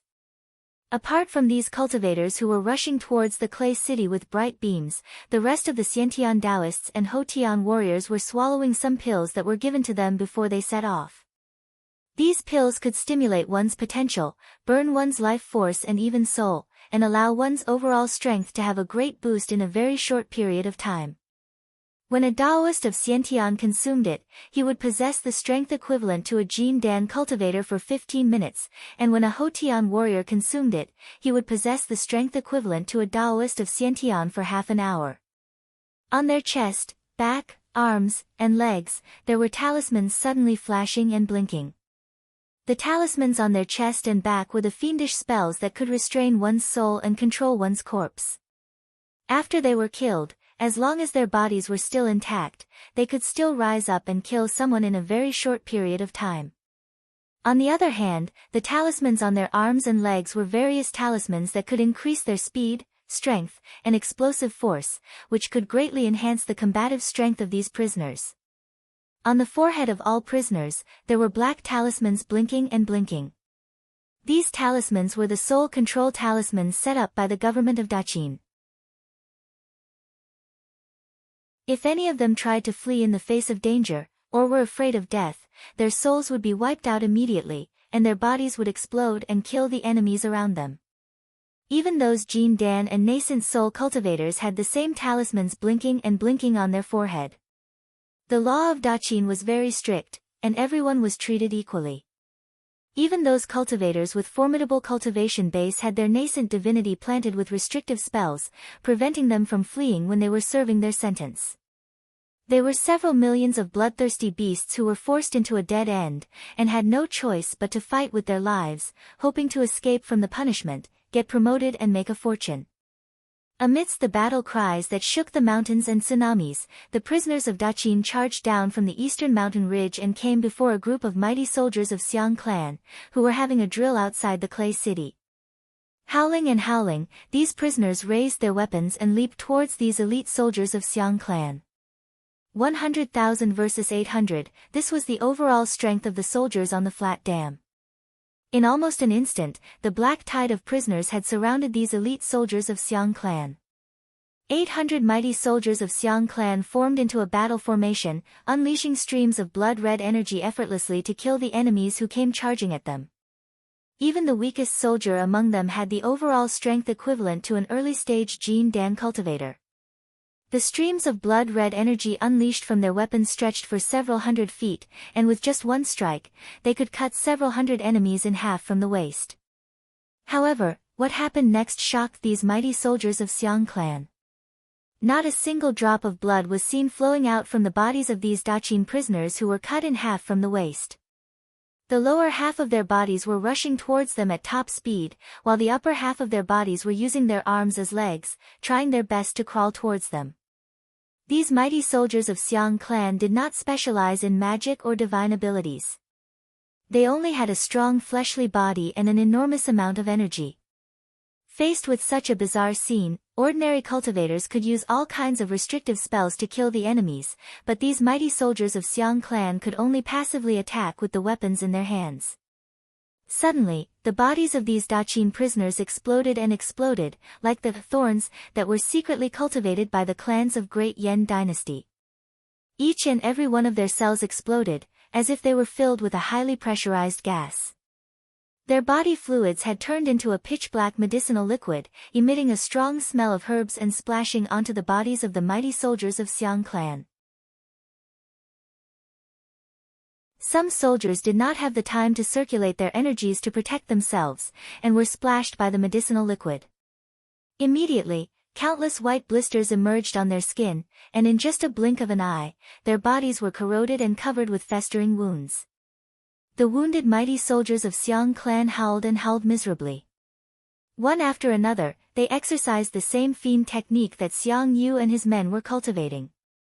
The strength of their bodies, defense, and recovery ability were instantly strengthened by several dozens of times.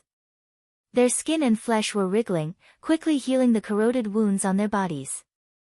The black medicinal liquid and the blood-red light that sprayed out from their bodies were corroding each other, producing jarring sizzling noises. Large sheets of blood-red light kept rushing out from the bodies of these mighty soldiers, blocking off the black poisonous liquid that kept spraying towards them.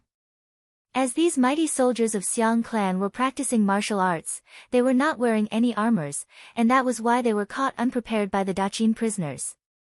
However, once they exercised the fiend technique, the defensive strength of the blood-red light that shrouded them was not weaker than the defensive strength of upper-grade magical items and armors. They formed into a formation, unleashing beams of blood-red light as they charged towards the clay city. Several tens of thousands of condemned prisoners had surrounded these mighty soldiers of Xiang clan, and were charging towards them desperately.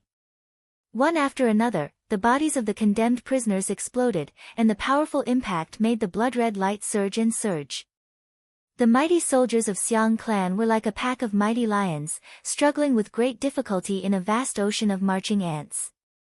Finally, several dozens of mighty soldiers of Xiang clan who were lagging behind were forcibly dragged out from the formation by these Daqin prisoners, who were howling and howling in a strange manner. Then, they were slashed and chopped into pieces like a raging storm. When the weapons collided with the bodies of these mighty soldiers, the edges of the blades would roll backward, and flames would burst out from the edges, filling the air with sparks. Only a few insignificant wounds were left on the bodies of these mighty soldiers, and they were healing at an incredible speed. However, when several thousands, tens of thousands of blades and swords kept slashing and slashing on their bodies, these mighty soldiers could only howl and howl miserably as they were chopped into meat paste. In the end, only less than 300 of the 800 mighty soldiers of Xiang clan managed to retreat back to the clay city, while the rest of them were killed in the battle. Behind them, over 30,000 condemned prisoners of Daqin were lying on the ground.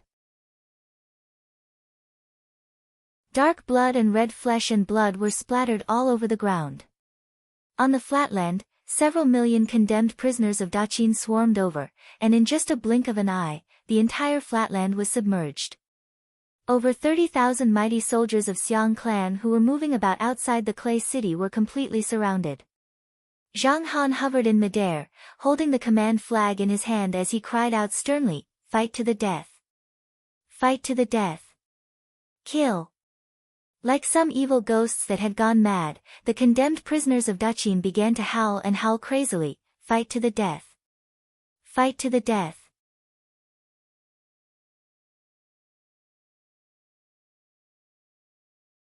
Chapter 243. Like landslides and tsunamis, the Daqin prisoners crazily attacked the formation of Xiang Chu's mighty army. Each group of Xiang Chu's soldiers scattered in the surroundings had at most several hundred soldiers, and at least several dozens of them. There was no way they could put up an effective resistance. As they specialized in body tempering, when facing the attacks from Jin Dan human immortals and nascent soul earth immortals, they did not have any good defensive methods. In just less than 10 minutes, 3,000 to 4,000 Xiang Chu soldiers who were surrounded outside the clay city had been killed by the frenzied Daqin prisoners. Each of them had killed at least 30 times the number of enemies. However, the more enemies they killed, the more poisonous liquid would splatter in the air, and the heavier the burden would be on their comrades, which in turn would increase the speed of their destruction. After the first batch of Xiang Chu soldiers was killed, more and more of them could not withstand the onslaught of the crowd, and were trampled to the ground, or chopped into meat paste. Amidst the chaos, Xiang Zhuang suddenly cried out with a stern voice, "Xiang Chu, am the only one who can travel unhindered and look down upon the world. I, Xiang Chu, am the only one who can win every battle. Tens of thousands of Xiang Chu soldiers cried out together, Xiang Chu, am the only one who can travel unhindered and look down upon the world. I, Xiang Chu, am the only one who can win every battle. A several hundred feet tall blood-red light burst out from Xiang Zhuang's body, fluttering in the sky like a war banner. He raised his sword up high and cried out, Men of Xiang Chu, follow me and kill the enemies. Don't be fooled by their numbers. They are just a bunch of chickens and dogs, we can wipe them out with one strike. Then, he swung his sword casually, unleashing a sword beam that shot across a distance of nearly 1 mile. Along the way, several hundred Daqin prisoners were cut into 2 halves by Xiang Zhuang. But, the bodies of several hundred prisoners exploded at the same time, sending countless poisonous liquids splashing all over the sky. Another several dozens of Xiang Chu soldiers were hit by too much poisonous liquid, causing their defensive blood-red light to dim and their bodies to be corroded by the poisonous liquid. But, this sword strike had driven all the mighty soldiers of Xiang clan into a frenzy. Xiang Zhuang was the strongest warrior of Xiang Chu, and he was also a man with the strength to lift mountains and carry cauldrons. When Xiang Yu was not in the camp, Xiang Zhuang was the only person that all the Xiang Chu soldiers could submit to. All the mighty soldiers of Xiang clan gave a loud cry at the same time, raising their weapons high up and gathering around Xiang Zhuang. Even those mighty soldiers of Xiang clan who were hiding in the clay city had rushed out from the city, forming into a formation and slaughtering the endless Daqin prisoners as they approached Xiang village. Xiang Zhuang threw his head back and laughed complacently. He mounted on a single-horned rhinoceros, spurring the 6-feet-tall rhinoceros to run at the fastest speed. This rhinoceros ran with all its might. Tens of thousands of single-horned rhinoceroses in the surrounding rivers raised their heads and roared at the same time. A large cloud of smoke spurted out from under their feet, and they all soared into the sky. They were running as fast as a gust of wind while they were a foot above the ground. Tens of thousands of sturdy rhinoceroses galloped madly on the flat dam, crushing everything in their path into minced meat. Even the nascent soul cultivators among the prisoners of Daqin didn't dare to face the head-on attack of tens of thousands of rhinoceros monsters who had formed their demon cores. It was a destructive force that could destroy any military formation. Xiang Zhuang rode on the back of one of the rhinoceroses, leading the group of tens of thousands of rhinoceroses as they galloped forward.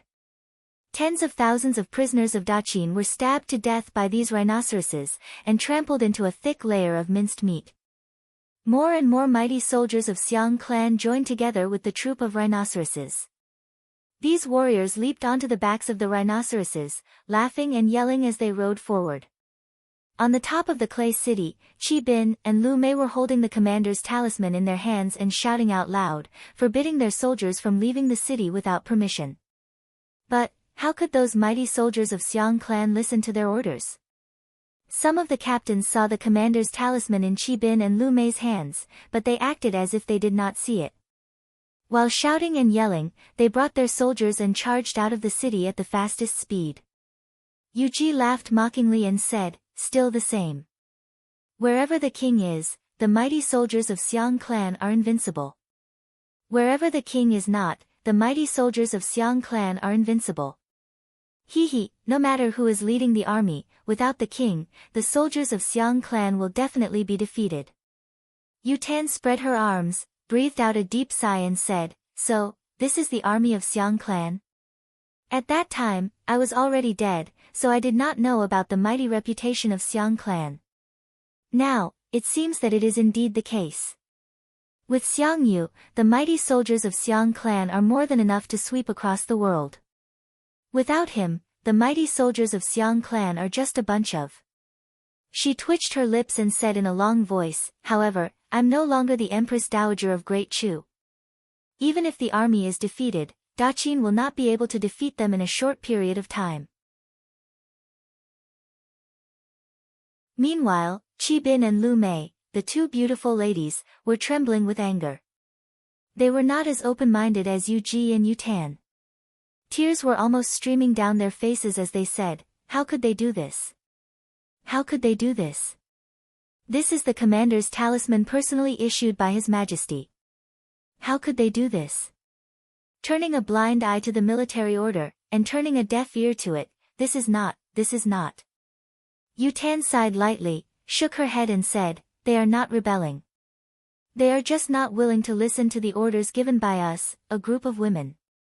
They are just a group of hot-blooded young men with great ambitions, who want to sweep across the world and sweep across the world. How can we, women and children, be qualified to command these fierce warriors? Qi Bin said furiously, but, Daqin has deployed so many condemned prisoners to attack us fiercely. Obviously, there is a trick behind this. If they keep doing this, they will die. A deep, powerful, and magnetic voice rang out slowly from behind the ladies, if they want to die, then so be it. If they are dead, they can be used to craft divine immortal weapons. Divine immortal weapons will never violate the military order. It is they who are courting death, and it has nothing to do with the two imperial concubines. A gentle breeze rustled, as an old man suddenly appeared behind the ladies. He stood over 9 feet tall, and had a fat body. His face was round like a silver basin, and he had a 3 feet long silver beard. He carried himself with an air of elegance and nobility. A few hundred soldiers clad in black armors, their faces covered by pitch-black ghost masks, were following behind the old man soundlessly. Like a group of ghosts in the dark night, they too appeared out of nowhere. Qi Bin and Lu Mei gave the old man a surprised look, then bowed and said, Qi Bin and Lu Mei offer greetings, King of Chunshen. Yu Ji arched her brows and gave the fat old man a provocative look. Yu Tan, on the other hand, had a charming smile on her face. Like a raging flame, she threw herself into the old man's arms and said, My lord, long time no see. Do you still remember Yuan, who was cruelly sent to the palace by you? The fat old man, the former lord of Chunshen of Chu State, and the current king of Chunshen of Great Chu, chuckled as he slapped Yu Tan's voluptuous buttocks and said, I remember, how could I not? You even gave birth to a chubby boy for me.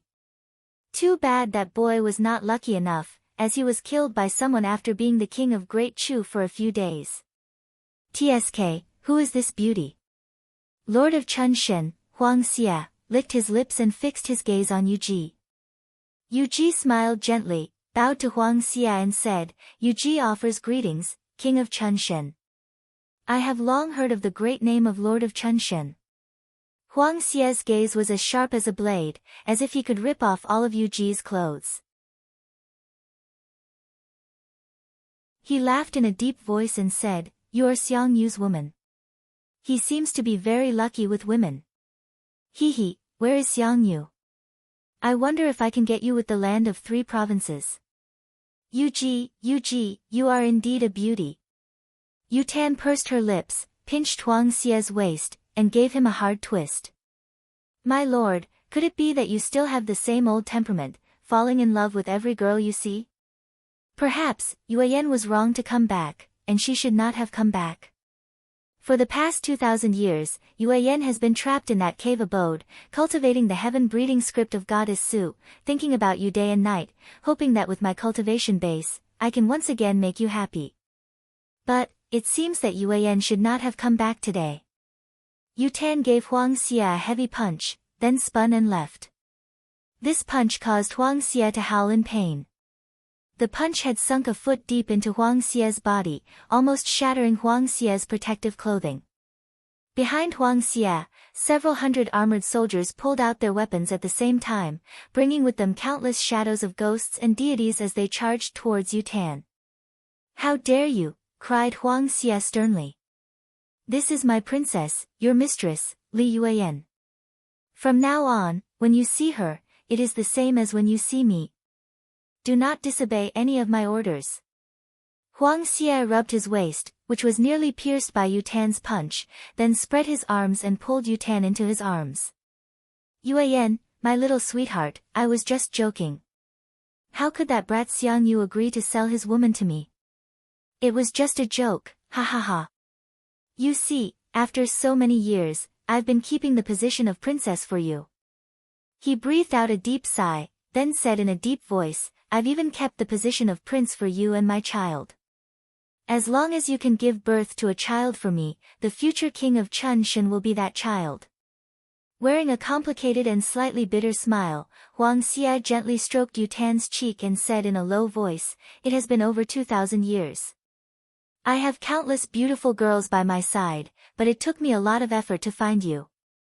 I know you must have come here, but why haven't I heard any news from you during these 2,000 years?" Yu Tan sighed lightly, then put her arms around Huang Xie's 5 feet tall waist. "We'll talk about this later," she said in a low voice. "Are you here for these 80,000 elite soldiers of Xiangyu? If you don't strike now, these 80,000 elite soldiers will be completely destroyed." Huang Xie grinned coldly. He straightened his back and said coolly, "His Majesty has asked me to come here and help Xiangyu. His Majesty's divination technique has reached an unfathomable level, and he has predicted that Xiangyu will face a bloody calamity this time. Since this is His Majesty's decree, I'll naturally obey it. But, although I'm here, if these men of Xiangyu refuse to listen to my military order, there's nothing I can do." He sighed, hugged Yu Tan, and suddenly threw his head back and gave a loud roar, "I, Huang Xie, am here.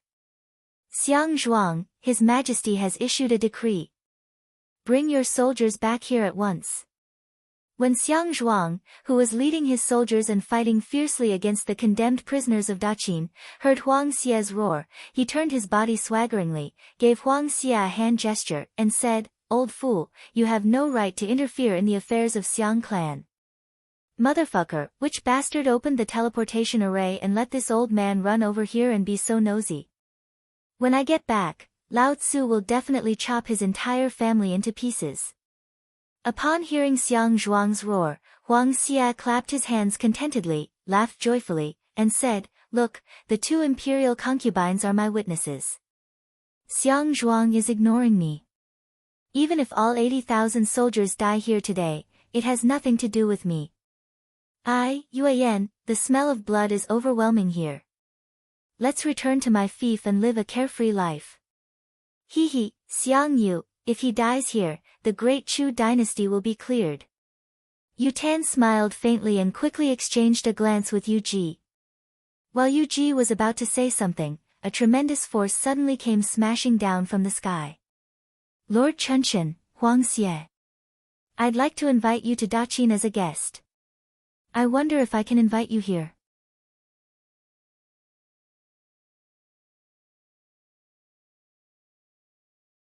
Chapter 244. A dark cloud slowly descended from the sky. Behind Ing Zheng's back, 8 flood dragons and 1 serpent could be vaguely seen twisting and roaring amidst the dark cloud. Li Si, Su Fu, Gigazi, and a few other civil officials were standing on the cloud, looking down at Huang Xie. On the other hand, Ing Zheng was laughing complacently, staring straight at Huang Xie like a hungry wolf who had just laid eyes on a little lamb, wishing he could swallow Huang Xie into his belly in one bite. If he could subdue Huang Xie, a large portion of Great Chu's overall strength would fall into Ing Zheng's hands. In Ing Zheng's eyes, Huang Xie was not an enemy, but a glittering mountain of gold. If he could not persuade Huang Xie to surrender, he could just kidnap him. In any case, Huang Xie was an important figure of Great Chu, and since he had bumped into him, he could never let him go. A dark cloud rose from the top of his head, and the cauldron of Yu had come rolling out from it, bringing with it a great wave of water. The cauldron had accumulated a great amount of blood and energy essence, and the patterns of various monsters on its surface were moving slowly like living creatures. An immense pressure came crashing down from above, pressing down on Huang Xie and the others. Ing Zheng had exerted all his cultivation base, pressing down on Huang Xie with all his might. With a stern air of an emperor, he said word by word, "If Duke of Chunshan is willing to surrender to me, you will enjoy the title of a king for generations to come. I will also treat you with the courtesy of a master." After a brief moment of pondering, Huang Xie raised his head, looked at Ing Zheng, smiled and said, "Treat me with the courtesy of a master? I don't care about that. If you want me to surrender to Daqin, I can. You can change the way you address me, call me by a nice name. I'll now mobilize my army and annihilate the mighty army of Great Chu. I'll deploy all the armies in Chunshan Kingdom and cooperate with Qin army in attacking Great Chu. Ing Zheng's face flickered, and he cried out sternly, as long as Duke of Chunshan says it, I'll do it. Li Si and Su Fu's faces flickered, and they were about to dissuade Ing Zheng when Huang Xia laughed out loud in a strange voice, Tisk, that's great. Ing Zheng, actually, I've wanted to tell you this over 2,000 years ago, but I never had the chance. TSK, call me father, then kneel down and give me a few kowtows, and the Chunshan Kingdom will be yours. Ha ha ha, good boy, say something. Ing Zheng's face turned green with anger. Huang Xia, you are a hero of the generation, but you are worse than a ruffian, he bellowed. Then, he waved his hand casually, and the vast amount of dark gas behind Ing Zheng's back condensed into several hundred black thunderbolts, each the size of a water tank. Huang Xia laughed wildly. Holding Yu Tan's waist, he transformed into a gust of wind and disappeared without a trace. Even with Gigazi's cultivation base, he failed to see what escape art Huang Xia had used. Gigazi felt the natural energy around him move, as if there were tens of thousands of tiny auras of living beings fluctuating in the mountain ridges. Then, Huang Xia, Yu Tan, and the hundreds of armored warriors behind him disappeared. The two beauties, Qi Bin and Lu Mei, looked at each other. Then, they raised their hands and clapped lightly. When they clapped, a heavy rain began to pour down from the sky. The raindrops were mixed with tiny snowflakes and frost, and the cold air instantly froze the several hundred miles wide flat land into a world of ice and snow. Qi Bin and Lu Mei breathed out a faint sigh. Together with the several dozens of serving ladies standing beside them, they moved their bodies and blended into the heavy rain and frost, disappearing without a trace. Suddenly, Gigazi cried out, "This is not the escape art of cultivators, but the heaven and earth ghosts, deities, and spirits magic of those barbarians. Compared to our magic, they can utilize the natural energy more directly, and are even more mysterious and unpredictable. These two girls are barbarian girls, and they are not from the same place as us." Yu Ji sighed lightly. She raised both hands up, and there was a faint dark gleam flickering on her arms. Several hundred huge thunderballs fell into her palms, and with a gentle rub of her delicate hands, they vanished into nothingness. Then, she leaped onto a cloud and flew slowly into the sky, quickly fleeing into the distance. A practitioner with the cultivation base of mid-stage nascent soul realm standing behind Su Fu cried out sternly, "Little girl, how can you leave so easily?" The practitioner dashed forward and casually waved his hand in the air. Immediately, a black rune flashing with lightning bolts emerged out of thin air. He pointed a finger at Yu Ji and cried out sternly, "Stay here. His Majesty's harem is in need of a beauty that can topple a nation." Yu Ji smiled coldly, and her body vanished abruptly. At the same time, she reappeared behind the practitioner with her graceful figure. She thrust her palm out casually, like a red-hot knife cutting into a piece of butter. Soundlessly, Yu Ji's tiny hand went into the practitioner's body, and came out from his dantian. On Yu Ji's slender fingers was a nascent soul, which was struggling and roaring wildly. Yu Ji smiled faintly and clenched her fist. The practitioner's nascent soul immediately turned into countless specks of light and drifted away. Her body flickered again, and before the furious Su Fu could stop her, she had already appeared on top of a mountain about 100 miles away. She looked at them from afar and said softly, "His Majesty, the first emperor of Daqin, Ing Zheng. If you want to take Yu Ji into your harem, you need to defeat His Majesty. Yu Ji is the woman of His Majesty, and unless you defeat him, I will never leave with your Majesty." Another beam of light flashed, and Yu Ji's body had disappeared without a trace. Yu Yao walked out from Ing Zheng's coach, looked at the direction where Yu Ji disappeared, and said coolly, "Over the past 2,000 years, Yu Yao has been spending time with Yu Ji and Li Yuan. What Yu Ji is cultivating is the celestial technique of Goddess Xian, the legendary goddess of the 9 heavens. She has reached 70% mastery in it, and is impervious to water and fire. Weapons made of metal and metal cannot hurt her, and neither can the magic of the 5 elements. Her cultivation technique is very profound, and with just a thought, she can travel 10,000 miles away. Even a cultivator who has formed his nascent divinity cannot catch up with her with the divine ability of teleportation. Yu Yao smiled faintly and said in a deep voice, with her help, Xiang Yu will undoubtedly have a pair of wings on his back. Your Majesty, you need to be careful. That Li Yuan, what cultivation technique is she cultivating? Asked Ding Zheng in a deep voice. Over the past 2,000 years, Li Yuan has been cultivating the heaven-breathing script of Goddess Su. As the name suggests, it allows her to condense the body of Goddess Su and give birth to the power of the heavenly Tao. If an ordinary man were to possess her body, he would be able to condense a Jin Dan out of thin air. If an expert like Huang Xia were to possess her body, with the help of that heavenly energy of Dark Yin, he would most probably be able to break through the realm of heaven immortal very quickly. On top of that, it can help Huang Xia shed his mortal body and form his nascent divinity. In the future, the speed of his cultivation will be greatly improved. Ying Zheng's body turned stiff.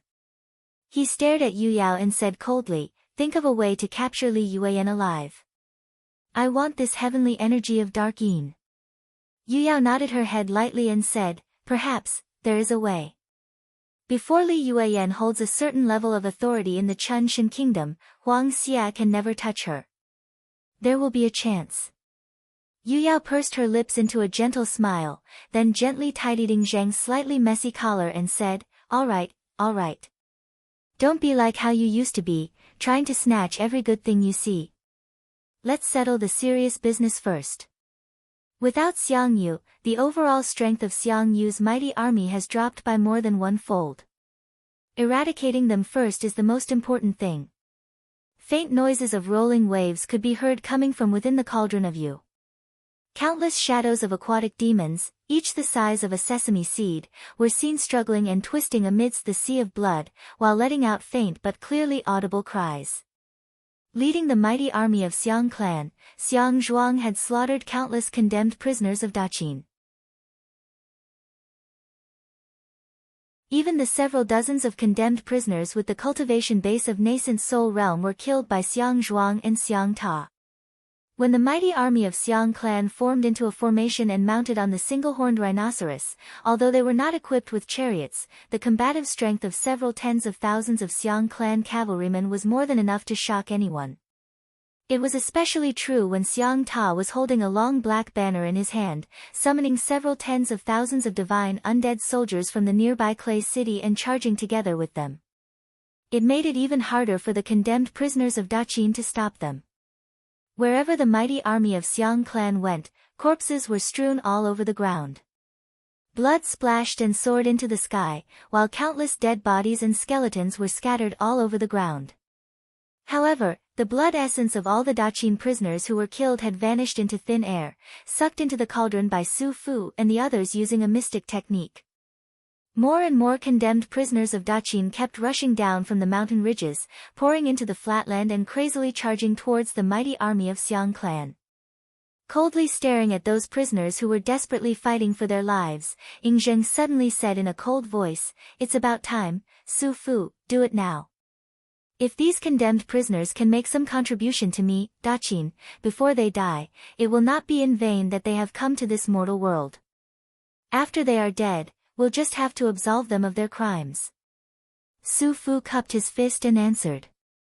After that, a strange gleam flickered in his Dharma eyes of yin and yang, and a black rune that was glinting with an immense evil aura took shape on his forehead. Suddenly, the bodies of the condemned prisoners of Daqin who were charging at high speed turned stiff. The rune on their foreheads suddenly shone brightly, and then their heads exploded at the same time.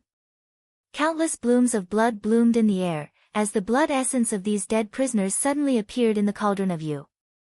Meanwhile, their body fluids, bones, and flesh exploded and turned into a dark poisonous liquid that blotted the sky. Together with a pungent smell of medicine, the liquid transformed into a dark torrent that blotted the sky and blotted the earth, rushing towards the mighty army led by Xiang Zhuang. Xiang Zhuang gave a loud and stern cry, while a large amount of blood-red light burst out from the body of the several tens of thousands of mighty soldiers under his command, protecting them tightly. The dark poisonous liquid clashed forcefully with the blood-red light, quickly corroding the blood-red light and depleting the energies in the bodies of the mighty soldiers at an incredible speed. Amidst sizzling noises, the blood-red light became thinner and thinner, and gradually became as thin as a thin piece of paper.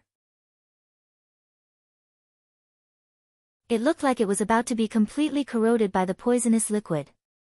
Clang! Suddenly, the enormous amount of blood essence accumulated in the cauldron of Yu transformed into a huge stream of energy, and was absorbed by those ferocious aquatic demons trapped in the cauldron. These aquatic demons, who had been trapped in the cauldron for an unknown number of years, threw their heads back and roared furiously into the sky. After absorbing the energy transformed from the blood essence, they opened their mouths and sprayed out a stream of prime demon energy. The bright, pitch-black demon energy towered into the sky, injecting into the bodies of the 8 flood dragons and 1 serpent who were wheeling and wheeling behind Yin Zheng's back. The bodies of the 8 flood dragons and 1 serpent, which were originally about 1,000 feet long, suddenly expanded to about 3,000 feet. No matter it was their size or their aura, both had increased by a few times. The ripples of energy emanating from Yin Zheng's body became like the raging waves of the ocean. The vast and endless ripples of energy transformed into dark mists that one could see with naked eyes, rolling and rolling out from Yin Zheng's body. Using the blood essence of several million condemned prisoners as a sacrifice, and borrowing the mighty divine power of the cauldron of Yu, Yin Zheng had forcibly elevated his cultivation base to a realm that was infinitely close to the realm of heaven immortal. Yin Zheng threw his head back and let out a loud laugh. Casually, he produced the sword of Emperor Qin, which transformed into a 1,000 feet long flood dragon. Abruptly, it transformed into countless golden sword energies that shot out in all directions, thrusting towards the mighty army of Xiang clan down below. 9 Dragons Cauldron Grand Magic, sword sweep 6 directions, cried Yin Zheng. Countless golden sword energies blanketed an area of 1,000 miles in circumference. The color of the weather changed, and the natural energies were all sucked dry by the sword energies. There was no other aura or light between the heaven and the earth, only Yin Zheng's black dragon energies and golden sword energies that filled the void. Several tens of thousands of divine undead soldiers were ripped to shreds by the sword energies, and one after another, the mighty army of Xiang clan was torn to pieces amidst the raging golden tides.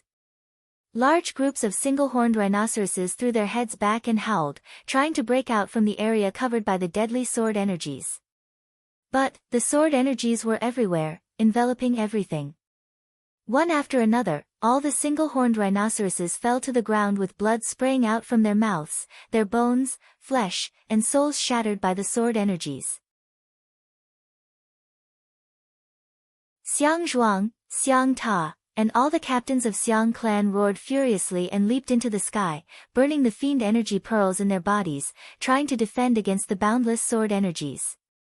But, when the sword energies flashed, Xiang Zhuang, Xiang Ta, and all the other captains fell down from the sky, bathed in blood. Xiang Ta roared furiously. Casually, he threw out a couple dozens of talismans made from bamboo boards, which transformed into a large sheet of green light that enveloped all the trusted captains and personal guards of Xiang clan, then vanished into thin air. Less than 3,000 captains and soldiers of Xiang clan managed to escape, while the rest of the mighty army of Xiang clan were all slaughtered by Yin Zheng.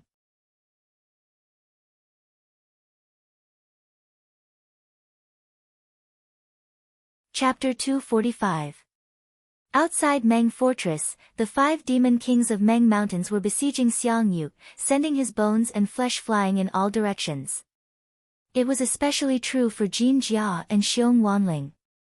These 2 demon kings were ferocious by nature, and they did not like to attack their enemies with magic. Instead, they would resort to violent attacks. Wherever their punches and kicks went, blood and flesh would fly in all directions. Su Meier's pinkish flying sword and He Qianqiu's cranebeak scissors kept piercing Xiang Yu's body, breaking his bones and making him scream miserably. However, the one that hurt Xiang Yu the most was undoubtedly Hu Wuyu's rotting bones and soul-devouring energy. Not only was the vicious corpse energy melting Xiang Yu's muscles and bones, it was also crazily corroding his nascent divinity. Through Wu Qi's mystic eyes of universe, Xiang Yu's nascent divinity was struggling to resist the attack from the blood shadow of the celestial fiend behind his back. Then, under the double attack of the corpse energy, Xiang Yu's nascent divinity was like a flickering candle in a raging wind, about to be extinguished at any time. Once the nascent divinity was extinguished, everything would turn into nothingness. With a cold gaze, Wu Qi looked at Xiang Yu, who had no strength to fight back. Suddenly, he waved his left arm and activated the Earth Element Dragon Scale Shield. Several tens of thousands of dragon scale-shaped golden beams were shrouded in a thick layer of yellowish earth energy, thrusting straight towards Xiang Yu amidst deep, muffled wind-breaking noises. Each of these dragon scale-shaped golden beams weighed several hundreds of thousands of kilograms. Coupled with the high-speed impact, which was a few times faster than the speed of sound, the force brought by these golden beams was enough to easily penetrate several dozens of lofty mountains. Countless golden beams pierced through the rotting bones and soul-devouring energy like a thunderstorm, smashing viciously onto Xiang Yu's body. Xiang Yu's pale black bones were brutally struck by these golden beams. The incredibly sharp dragon scale-shaped golden beams were extremely heavy and fast, shattering his bones inch by inch. Countless golden beams shuttled back and forth, smashing and smashing on Xiang Yu's body, peeling off the last bit of his skin and flesh, and shattering his bones layer by layer. Deep, muffled noises of collision kept ringing out. Suddenly, Xiang Yu's body was left with a head shrouded in a blood-red light, while the rest of his body was smashed to pieces by the golden beams shot out from the Earth Element Dragon Scale Shield. All 5 demon kings were taken aback by Wu Qi's response. Only they knew how tough Xiang Yu's body was. They had to rely on their own strength and the power of upper-grade magical treasures to tear his body apart. The fact that the Earth Element Dragon Scale Shield could hurt Xiang Yu's fleshly body proved that the power of this magical treasure was not weak at all. They glanced at Wu Qi almost at the same time. The shape and aura of the dragon scales were very conspicuous. They recognized the origin of these golden lights. The golden light was covered in a thick yellow earthy aura, causing them to nod slowly. They knew that Wu Qi had bought a clump of innate earth element energy essence during the Rare Treasures conference. However, they did not expect Wu Qi to refine this thing into a protective magic treasure so quickly. This kid is really lucky. Huo Wuyu took a deep breath, gave a long and loud cry, and sprayed out another clump of corpse-accumulating energy. The golden beams shot out from the Earth Element Dragon Scale Shield pierced through the pale green corpse-accumulating energy. Only the dragon scales, which were protected by the innate Earth Element energy, could ignore the frightening power of the corpse-accumulating energy, and not be corroded by it easily. Huo Wuyu's face turned unsightly. It was obvious that this defensive magical treasure of Wu Qi could resist his strongest innate divine ability. After a series of attacks, Xiang Yu was left with only a skull. Sparks and blood sprayed in all directions under the joint attacks of the crowd. However, the banner of Qiyu had transformed into a clump of dense blood-red energy and wrapped around the skull. No matter how hard the crowd attacked, they could not do anything to the formidable defense of the banner of Qiyu. Whether it was Wu Qi or the 5 demon kings, none of them possessed the murderous aura of the human emperor Xianyuan, which was used to kill Qiyu. It was the only nemesis of the banner of Qiyu, and it was impossible for Wu Qi and the others to possess such an aura. Yan Dan frowned as he stared at Xiang Yu's skull, which was shrouded by the banner of Qiyu. The aura of life and death was rolling and rocking violently around him, yet he did not have any good ideas to deal with the banner of Qiyu. Obviously, as he was cultivating the reincarnation technique of 9 death and 9 resurrection, the banner of Qiyu did not have much effect on it. Frankly speaking, the aura of the human emperor emanating from Yan Dan was not as strong as Ying Zheng's, let alone the ancient human emperor Xuanyuan's. The banner of Qiyu wrapped Xiang Yu's skull, and a dense blood-red murderous aura kept rushing into it. The blood-red celestial fiend behind Xiang Yu twisted and turned rapidly, crazily invading his nascent divinity. Together with the attack of the rotting bones and soul-devouring energy, Xiang Yu's nascent divinity could no longer withstand the joint attack from the three parties. Suddenly, his nascent divinity disintegrated, transforming into a sheet of blinding blood-red light that shot out from all 7 apertures of his skull. You have pushed me too far. Xiang Yu's voice slowly came out from the hideous skull. Yuji, I've waited for over 2,000 years, and this is how you treat me? Xiang Yu howled mournfully. If that is the case, I will sacrifice myself and become a fiend, transforming into the true body of a celestial fiend. I will abandon all the mercy, compassion, warmth, and kindness of mortals, and transform into the true ancient war devil of Qiyu. I will fight for supremacy with all of you, and we will see who is the true lord of the heaven and earth, and who is the #1 hero under the heaven. The blood-red celestial fiend behind Xiang Yu quickly fused into his skull. The banner of Qiyu transformed into a sheet of glittering light and fused into the skull. Xiang Yu's nascent divinity was reborn in his spiritual ocean. It was a blurry and sticky figure formed from countless amounts of blood. Although the figure was still blurry, as if it had not completely taken shape, it was already emanating a boundless fiend flame and murderous aura. Wave after wave of frightening aura that could make one's blood boil, and make one grab the weapon in one's hand and slaughter wantonly, was gradually spreading out from within Xiang Yu's skull. Princess Zhongli's face fell suddenly. Xiang Yu's skull grinned hideously and said, "How dare a little girl like you trap me with the soul-sealing curse? Break!" As Xiang Yu gave a light cry, a tiny blood-red dot flickered in the void, and a hair-thin blood-red flame shot out from it, following closely behind Princess Zhongli's soul and the soul-sealing curse she unleashed. Then, the faint connection between the soul-sealing curse and the soul-sealing curse began to burn towards Princess Zhongli. Princess Zhongli's curse was completely broken, and her soul was injured by the backlash. Suddenly, she coughed out a mouthful of blood. Upon smelling the scent of blood, the blood-red flame accelerated towards Princess Zhongli. Wu Qi casually waved his hand, transforming the earth element dragon scale shield into a thick and heavy yellow energy barrier that enveloped him and Princess Zhongli. 36,000 dragon scales began to circle around Wu Qi according to the orbits of the stars in the universe. Accompanied by the roars of countless wandering souls, the blood-red flame rushed over and slammed viciously onto the dragon scales and the yellow energy barrier. A loud boom rang out, and the blood-red flame exploded.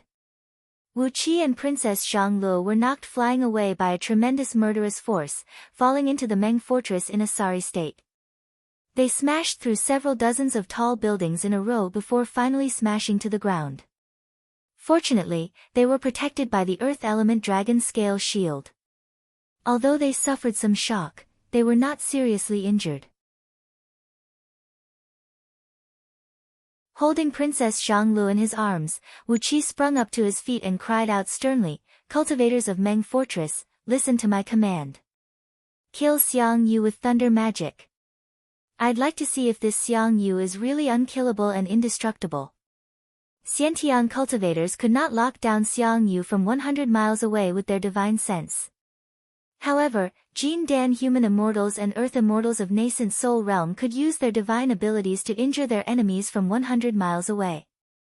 With the title of Westfield Headquarters Deputy Chief Supervisor, Wu Qi gave out his order. Among the several tens of thousands of cultivators in Meng Fortress, there were 20 nascent soul cultivators and over 100 Jin Dan cultivators. One after another, they locked down Xiang Yu with their divine sense, unleashing various spirit talismans and magical techniques. Bolts of thunderbolts mixed with the rotting bones and soul-devouring energy struck Xiang Yu's skull, exploding and filling the sky with blinking blood-red light. The fiend flame of the banner of Qiyu surged higher and higher, while the skull protecting Xiang Yu let out a deafening roar, leaving behind a beam of blood-red light as it fled towards the depth of Meng Mountains. Once again, the natural energies from all directions rushed crazily towards Xiang Yu, fusing into his skull. On his skull, strands of skin and flesh grew out at an incredible speed, while blood-red hair grew out from his scalp as well. Very soon, a 10-feet-long blood-red hair grew out from his skull. Amidst a series of cracking noises, a newly born, pale black, half-transparent spine poked out from underneath his skull. With this spine as the center, ribs, pelvis, and many other bones kept growing out. In just the time of a few breaths, all the bones in Xiang Yu's body were completely reborn. On top of that, the defensive strength of this newly born skeleton was at least 10 times stronger than before. When Xiong Wanling's bare paw, Jin Jia's hammer, Su Meier's flying sword, and He Qianqiu's crane beak landed on Xiang Yu's body, they could only produce large amounts of sparks and leave deep marks on his skin. None of them could break his bones. The thunderbolts that blotted the sky kept falling down, but they only covered Xiang Yu's bones with a thick layer of thunderbolts, and failed to break his defense. Even when the most vicious rotting bones and soul-devouring energy kept sprinkling on Xiang Yu's bones, it could only produce large amounts of blood-red ripples, and could not cause any more damage to his body. The banner of Qiyu shot out from the top of Xiang Yu's head, shrouded in an eerie blood-red gleam. The blood-red gleam that covered the area of 1,000 feet in circumference kept Hu Wuyu's soul-devouring energy at bay. Xiang Yu, who had given up the persistence in his nascent divinity and chose to completely fuse with the fiend's soul he cultivated, had gradually transformed into a true immortal fiend body. The defensive strength and recovery ability of his body had been improved to an astonishing level. On his glowing bones, dark purple muscles, meridians, and blood vessels began to grow at an incredible speed. Before long, when Xiang Yu had just fled tens of miles away, his body had fully grown, and it was even stronger and taller than his original body. At first glance, the muscles on his body looked like alloy ingots, sharp and angular, glinting with an eerie cold gleam. The banner of Qi Yu was spinning at an incredible speed. Just as Xiang Yu was about to flee into Meng Mountains, a plume of dark mist suddenly towered up into the sky from the front. Amidst the dark mist, 8 crocodile-shaped black alligators with 2 horns on their heads leaped out, opened their mouths and pounced viciously towards Xiang Yu. Xiang Yu, who had just recovered his body and was still very weak, was thrown to the ground by the tremendous force of these alligators. The banner of Qi Yu rolled up, unleashing a blood-red beam that rolled up 5 alligators and threw them several hundred feet high into the air. However, a few crocodiles leaped onto Xiang Yu's body and tore a deep wound on his chest, from which sticky blood kept spraying out. "Who dares to hurt me?" Xiang Yu bellowed furiously. A thunderclap rang out, as a chariot pulled by 4 horses and escorted by several hundred guards flew out from the mountain ridge. On the chariot stood a handsome man, clad in a black robe and wearing a black and gold crown on his head. The young man, clad in the 8 dragons soaring cloud robe and holding a long spear, cried out sternly, "Xiang Yu, you will die here today." "Is Yan Dan here?" "I am Ying Ziying, the Daqin, and today, I will settle the score with Xiang Yu for killing me in the past." Yan Dan, Yan Dan. Let's join hands and kill Xiang Yu. Isn't that a pleasure? Princess Zhanglu blinked her eyes and asked, "Ying Ziying? Who is he? I can't believe he is also cultivating the 9 dragons cauldron grand magic, and he has even formed the power of 8 flood dragons." Meanwhile, Wu Qi took a deep breath and said, "Ying Ziying, I suppose he is a member of Ying Zheng's imperial clan?" Ying Ziying, the last monarch of Qin dynasty, the Prince of Qin.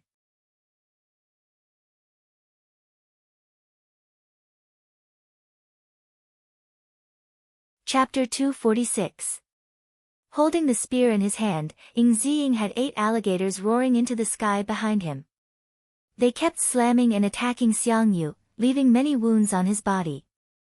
Alligators were a species of flood dragons, and among all flood dragons, they could only be considered as lower-grade flood dragons with a thin bloodline. However, they had thick and heavy scales, a very strong brute force, and 4 sharp claws that could cut through mountains. Although they had a very low status in the Flood Dragon clan, their overall strength was not weaker than a true Flood Dragon. If they could transcend into a heaven immortal and transform into a true dragon, their overall strength would only be about 30% of the strength of a true Flood Dragon. But, when they were still Flood Dragons, their overall strength would not be weaker than any middle or upper grade Flood Dragon with a very pure bloodline. Ing Ziying was also cultivating the 9 Dragons Cauldron Grand Magic, and the dragon souls he used were 8 alligators, which gave him some of the characteristics of alligators, namely, a strong fleshly body and a matchless divine strength. In terms of the strength of his fleshly body, he was a few times stronger than Ing Zheng, who had formed the 8 flood dragons and 1 serpent. It was just that he was not as strong as Ing Zheng in terms of divine abilities and magical power. Now, he alone was able to stop Xiang Yu, who was severely wounded, and was able to fight Xiang Yu without falling into a disadvantageous position. Xiang Yu threw his head back and roared furiously. As the coiling dragon spear was destroyed in the fierce battle just now, Xiang Yu could only fight the enemy with his bare fists. He waved both fists in a disorderly manner, throwing a series of punches at Ing Ziying's face and head. Ing Ziying wielded the spear in his hand in a strict manner. None of his moves were fancy, but they were as powerful as a great mountain, pressing down on Xiang Yu with his divine strength. As Xiang Yu was severely wounded and had just entered the fiend state, he could not withstand the power of 8 flood dragons unleashed by Ing Ziying. As a result, he was pushed back by the spear, and the tip of the spear kept poking out streams of blood from his body. Xiang Yu kept letting out deep and mindless roars, and like a wild beast that had gone mad, he kept leaping and attacking Ing Ziying desperately. Although he had consumed too much of his strength, and his offensive strength had been greatly reduced, the recovery ability of his body had reached an abnormal level. In just a few breaths of time, the wounds left by Ing Ziying on his body were completely healed.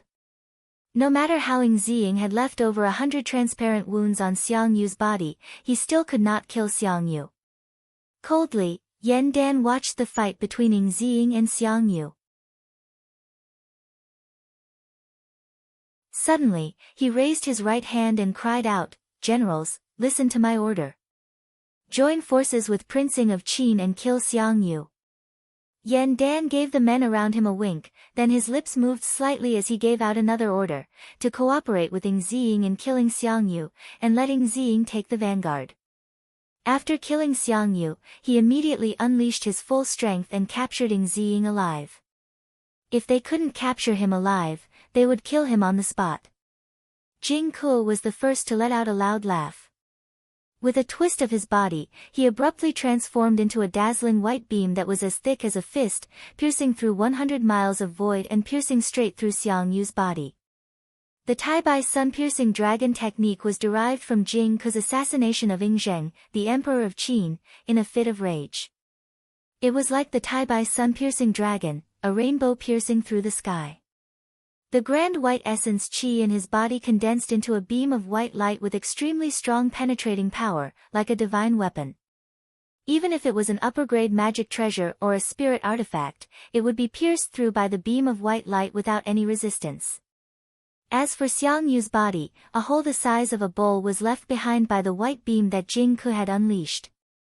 On top of that, the wound was smooth and clean, without any burrs. The flesh and blood on the wound kept wriggling, trying to heal his body. Yet, there was a very powerful and sharp energy lingering near the wound. Right when the newly grown flesh and blood began to grow, it was immediately shredded into pieces by the sharp energy. Even with Xiang Yu's fiendish immortal celestial fiend body, he still could not heal the wound in a short period of time. Jing Ke gave a long and sonorous cry, as he transformed into a figure several tens of miles away, surrounded by wisps of white mist. He gasped lightly, looked at Xiang Yu, threw his head back and gave a loud laugh. "Xiang Yu, little punk, do you think a strike from Jing Ke is enough for you to endure?" The Tai-Bai sun-piercing dragon technique had gathered all the energy in Jing Ke's body, allowing him to unleash a desperate strike. By concentrating all his spirit, energy, and spirit into one spot, he would be able to unleash an incredible force. This was the essence of Jing Ke's cultivation technique. Therefore, although it was just a single strike, it had taken a great toll on Jing Ke. The strike had consumed about 50% of his energy, and that was why he was panting and hurriedly circulating his breath to restore his cultivation.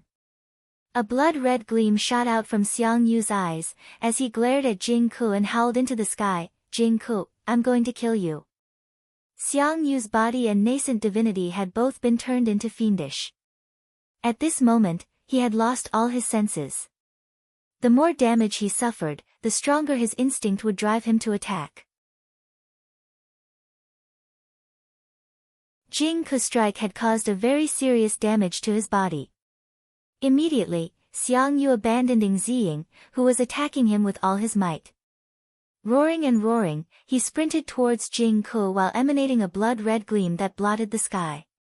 Ing Ziying gave a loud laugh, then waved his spear and unleashed several dozens of black beams that took the shape of an alligator and a dragon, hitting Xiang Yu in a row. These heavy blows ripped a large amount of flesh and blood from Xiang Yu's body, exposing his pale black bones.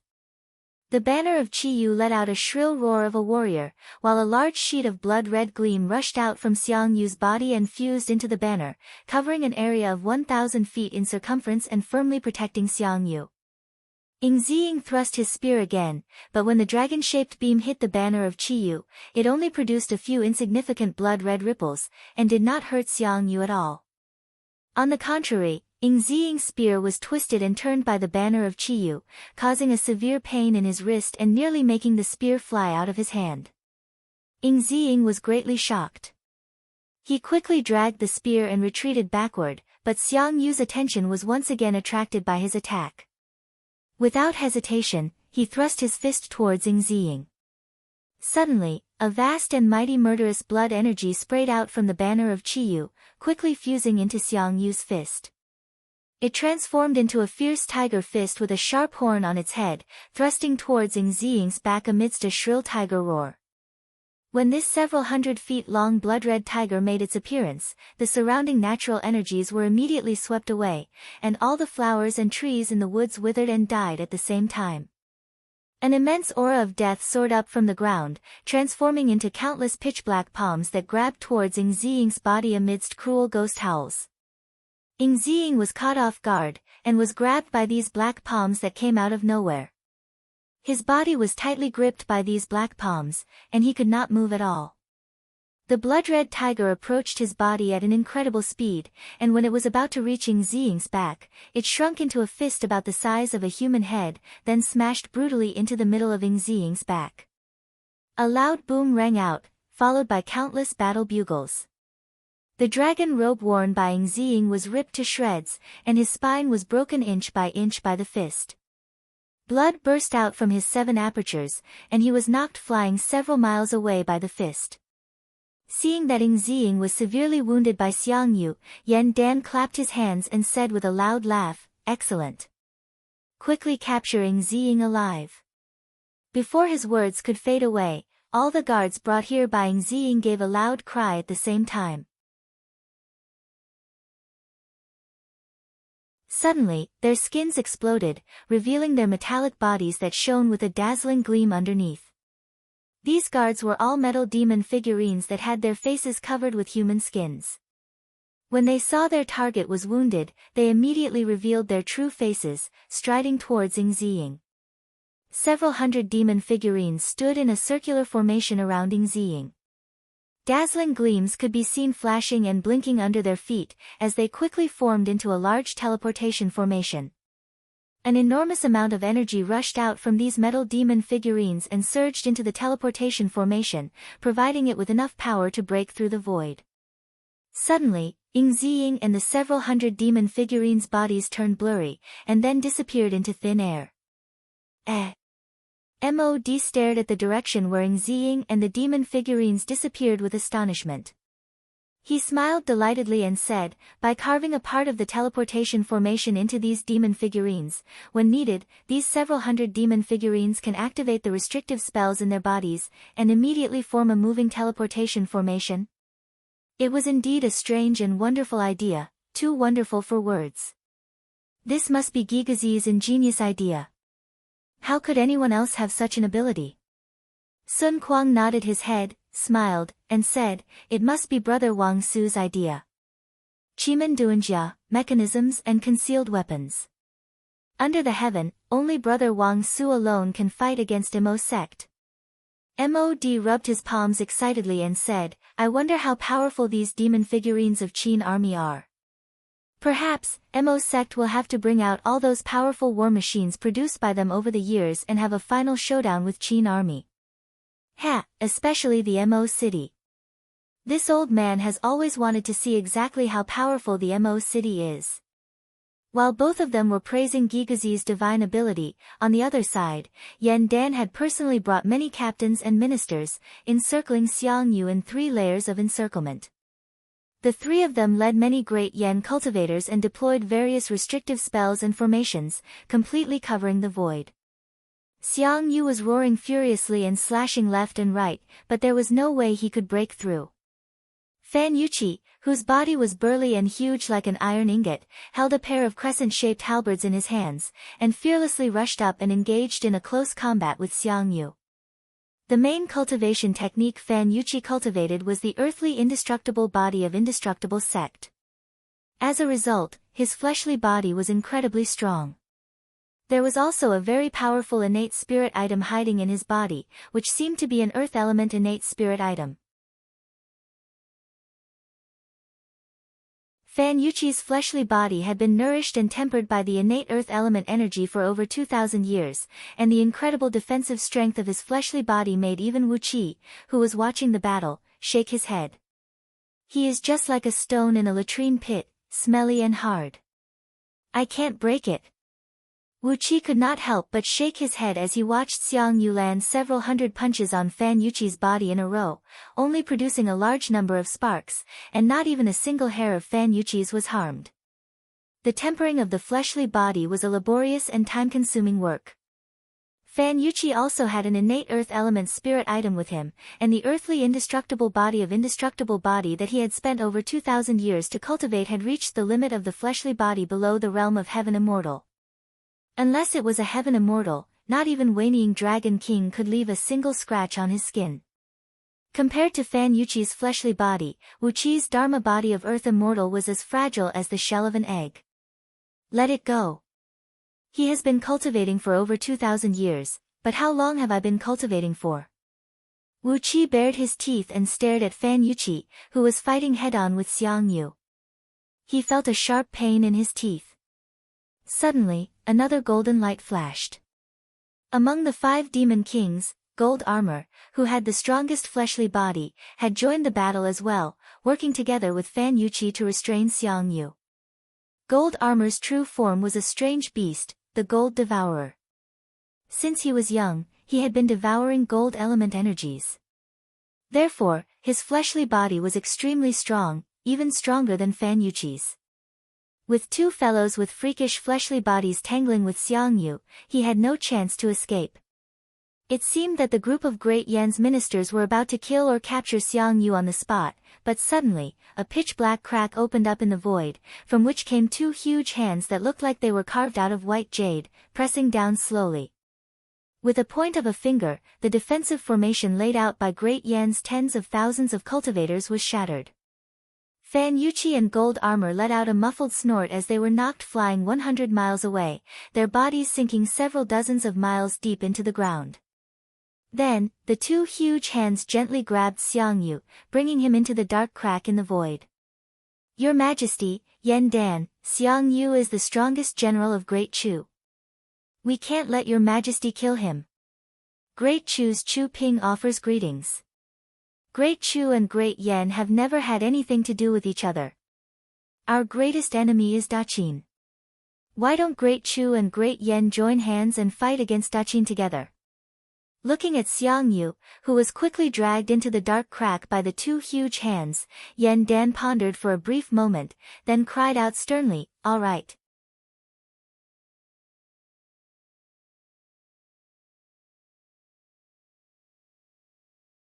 Chapter 247. A muffled rumble echoed out, as the city gate of Meng Fortress slowly opened.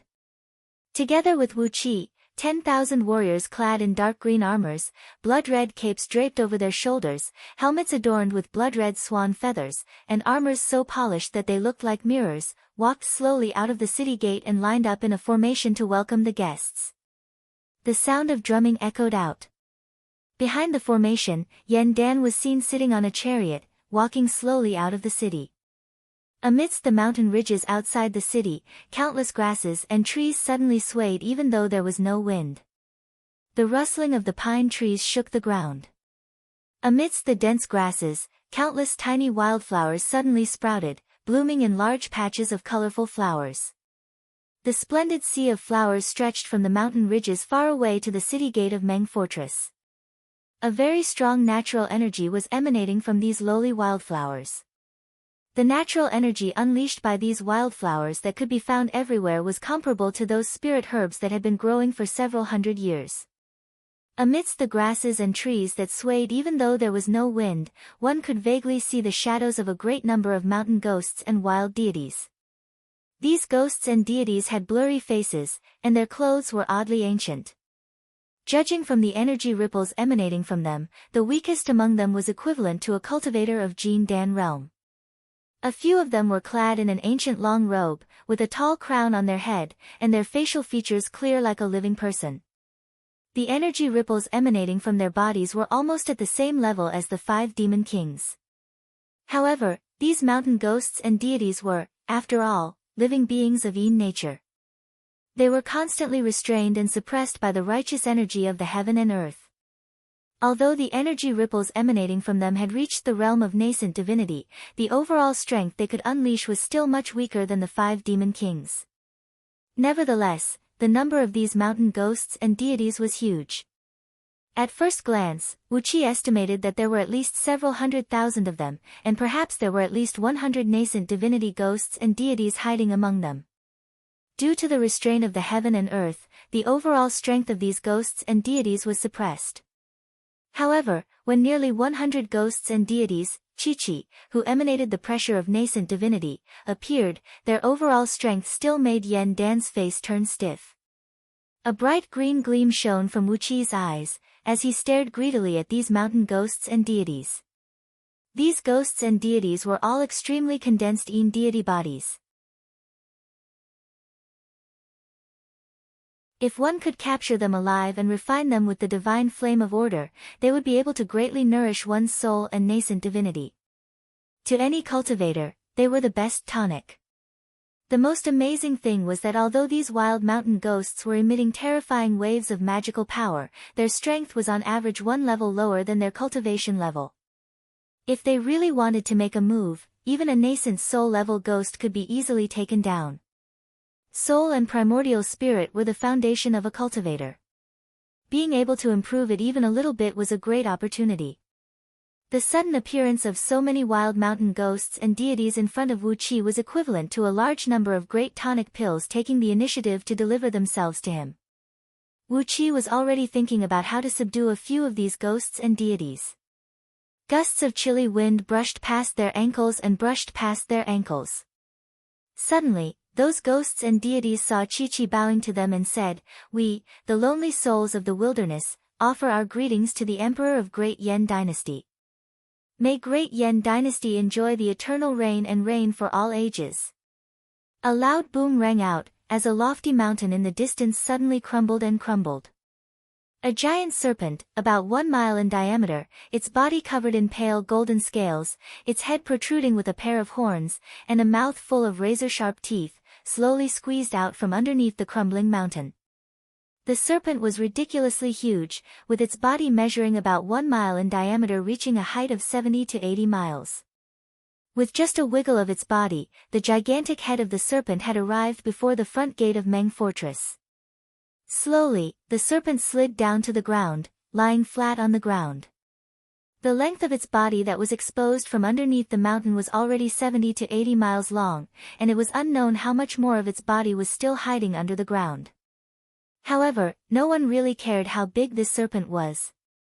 Just the fact that it had exposed half of its body to the ground had already frightened most of the soldiers in Meng Fortress. Clang! Clang! Some of the soldiers standing next to Wu Qi who were welcoming the guests dropped their weapons to the ground. Without batting an eyelid, Wu Qi turned his head and gave those soldiers who were trembling with fear a glance. It scared them so much that they quickly picked up their weapons and mustered up their courage to stop their legs from trembling. A descendant of Ba Shi. Wu Qi looked at the giant serpent and nodded his head silently. Ba Shi was one of the largest serpents under the heaven according to the legends. Perhaps, it would be more appropriate to call this Ba Shi before his eyes as a flood dragon. It had grown a pair of horns, which indicated that it was a flood dragon. Judging from its gigantic size, its muscle strength must be extremely strong.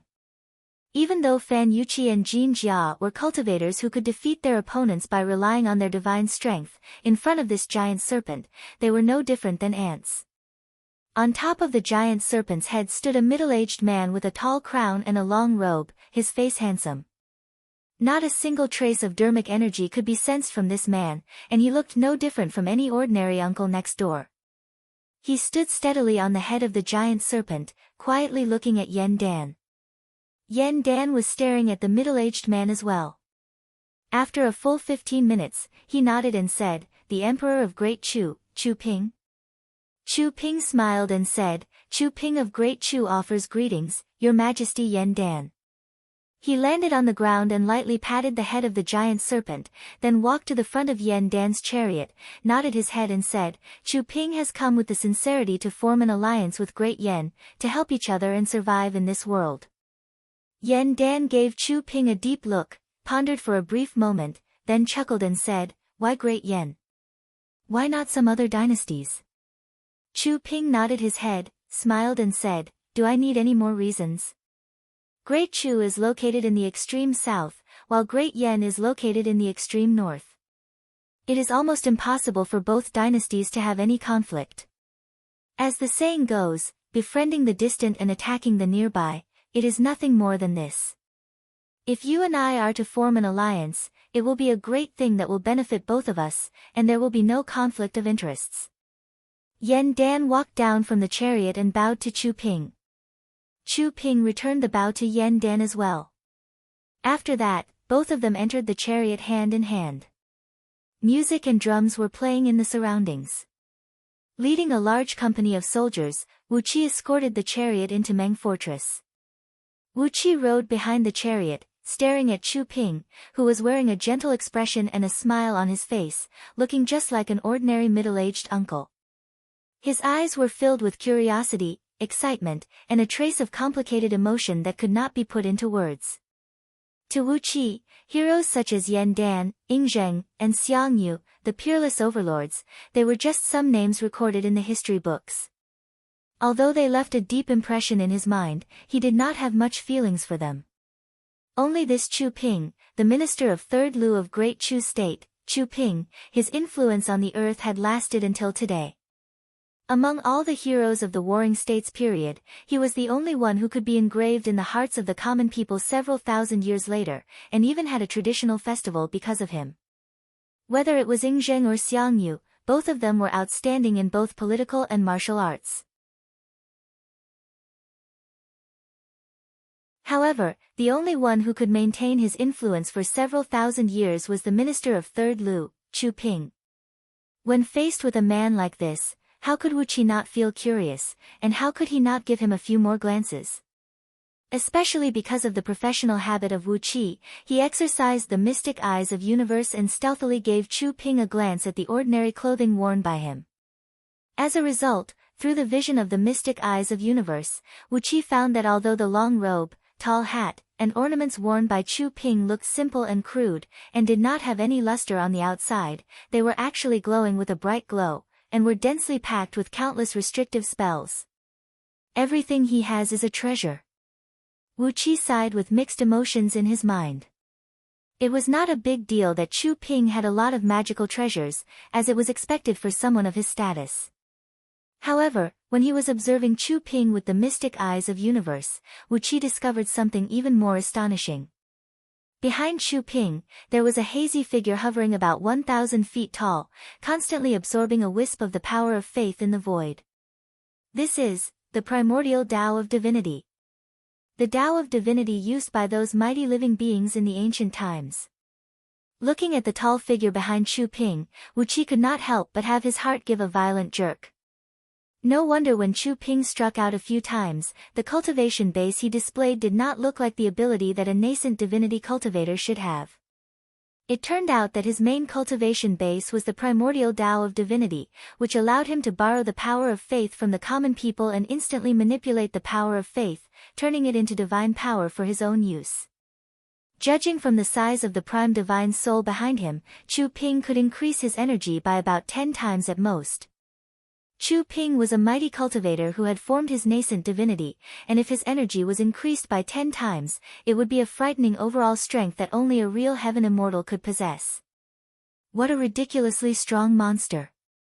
Nevertheless, he has enjoyed several thousand years of incense burning on earth, and with the power of faith gathered together, it is more than enough to push him to his current level. Not to mention that he has the power of faith from the common people of Great Chu dynasty. All kinds of thoughts were tumbling in Wu Qi's mind along the way, as he followed Yan Dan and Chu Ping back to the mayor mansion located right in the center of Meng Fortress. Hand in hand, Yan Dan and Chu Ping walked into the main hall of the mayor mansion. All the ministers of Great Yan dynasty were waiting quietly outside. Everyone could hear the heated discussion between Yan Dan and Chu Ping in the main hall, but no one could hear what exactly they were talking about. Both Yan Dan and Chu Ping exercised their divine abilities and dermic powers at the same time, disrupting their voices. Therefore, only the two of them could know what they were talking about, and what benefits they had offered in exchange. For a whole day and night, Yan Dan and Chu Ping sat in the main hall, having a heated discussion for the whole day and night. Wu Qi and the others were standing right outside the main hall, watching both men gesticulating and discussing for a full 24 hours. Finally, both men threw their heads back and laughed out loud. Then, Yan Dan invited them into the main hall, where he and Chu Ping personally wrote 2 copies of the document of alliance. After that, both men signed the agreement at the same time, stamped their fingerprints and seals, and announced it to the heaven and earth, swearing an oath with their prime nascent divinity.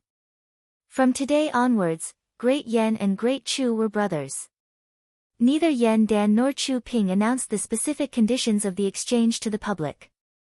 But, from now on, no one was allowed to use weapons recklessly between the two dynasties, and those who dared to provoke a war between the two dynasties would be killed without mercy.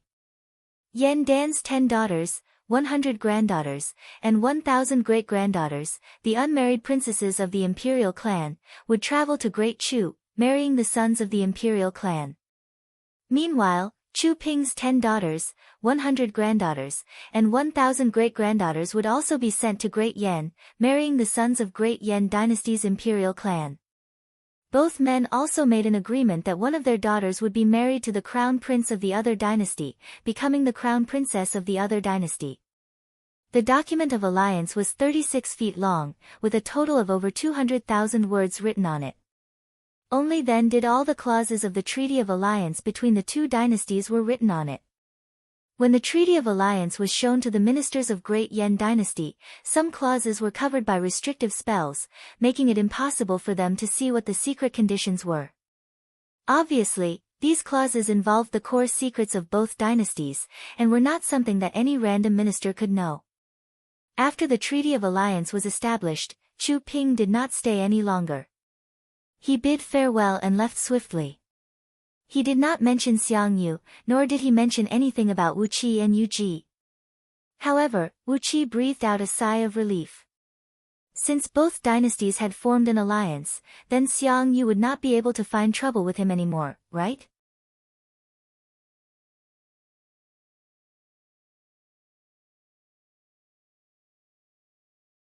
Chapter 248.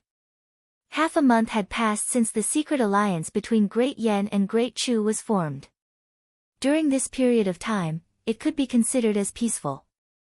Great Yan, Daqin, and Great Chu did not make any big moves. Every day, only the scouts from Daqin and Great Yan would hunt and kill each other in the lofty mountains and lofty ridges of Meng Mountains, wiping out each other's eyes and ears.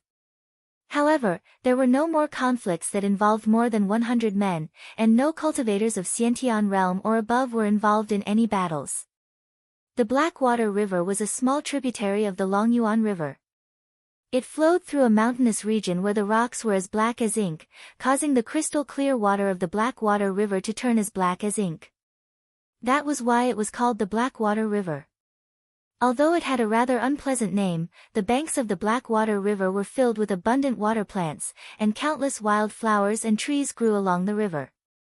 Every spring, when the flowers bloomed, the banks of the Blackwater River would turn into a sea of colorful flowers, and the splendid colors stretched westward for several tens of thousands of miles. As the Blackwater River flowed through a canyon formed by the cracking of the Earth's crust, both banks of the river were rich in geothermal resources. Almost every few hundred miles, there would be a cluster of hot springs. Hot water kept gushing out from under the ground, and white steam drifted along the river valley. More than half of the valleys along the river were covered by a dense layer of water vapor. The rich geothermal energy, the dense water vapor, and the rich natural energy brought out from under the ground had nourished the flowers and plants along the banks of the Blackwater River, as well as all kinds of spirit herbs. Therefore, the Blackwater River was a famous place in the inner region of Meng Mountains. From time to time, demon kings from various mountains would send their little demons to the vicinity of the Blackwater River to harvest herbs, concoct all kinds of medicines for injuries, or concoct some lower-grade spirit pills. This place was the natural herb storehouse for all the cave abodes in Meng Mountains, a place frequented by demons and devils. Wu Qi threw his head back and gasped for breath. Using a wooden stick as a support, he climbed up a small hill lazily and gazed into the distance. Tens of miles ahead of him, the Blackwater River went around a lofty mountain, forming a small lake at the foot of the mountain that was so clear that one could see the bottom. The banks of the lake were filled with abundant water plants, and a large number of colorful wildflowers were blooming beautifully. Separated by a rock ridge that was no more than 10 feet high were 17 hot springs that formed a line. This string of hot springs was like a string of pearls sprinkled on the ground. The colors of the hot springs were gorgeous and dazzling. Yo, what a beautiful place! A three-tailed vixen swayed her slender waist as she climbed up the hill and walked to Wu Qi's side. Intentionally or unintentionally, she brushed Wu Qi's arm with her towering breasts. The beautiful three-tailed fox smilingly looked at the small lake, the beautiful grassland, and the 17 hot springs beside the lake. She giggled and said, "This is a great place to have fun. Duke of Tianyun, what do you think?" Wu Qi turned his head helplessly, gave the three-tailed fox a look and said, "Wu Qi, am just following the imperial decree to bring you here to find a hot spring with a beautiful scenery. As for the rest, I, Wu Qi, do not know." Panting noises were heard, as Catfish Flood Dragon swayed her huge catfish head and walked up to Wu Qi while twisting her fat body. She looked around blankly, shook her head and said, "Is this a good place? Is it beautiful? What's so good about it?" Brother Wu Qi, what do you mean by having fun with fun?"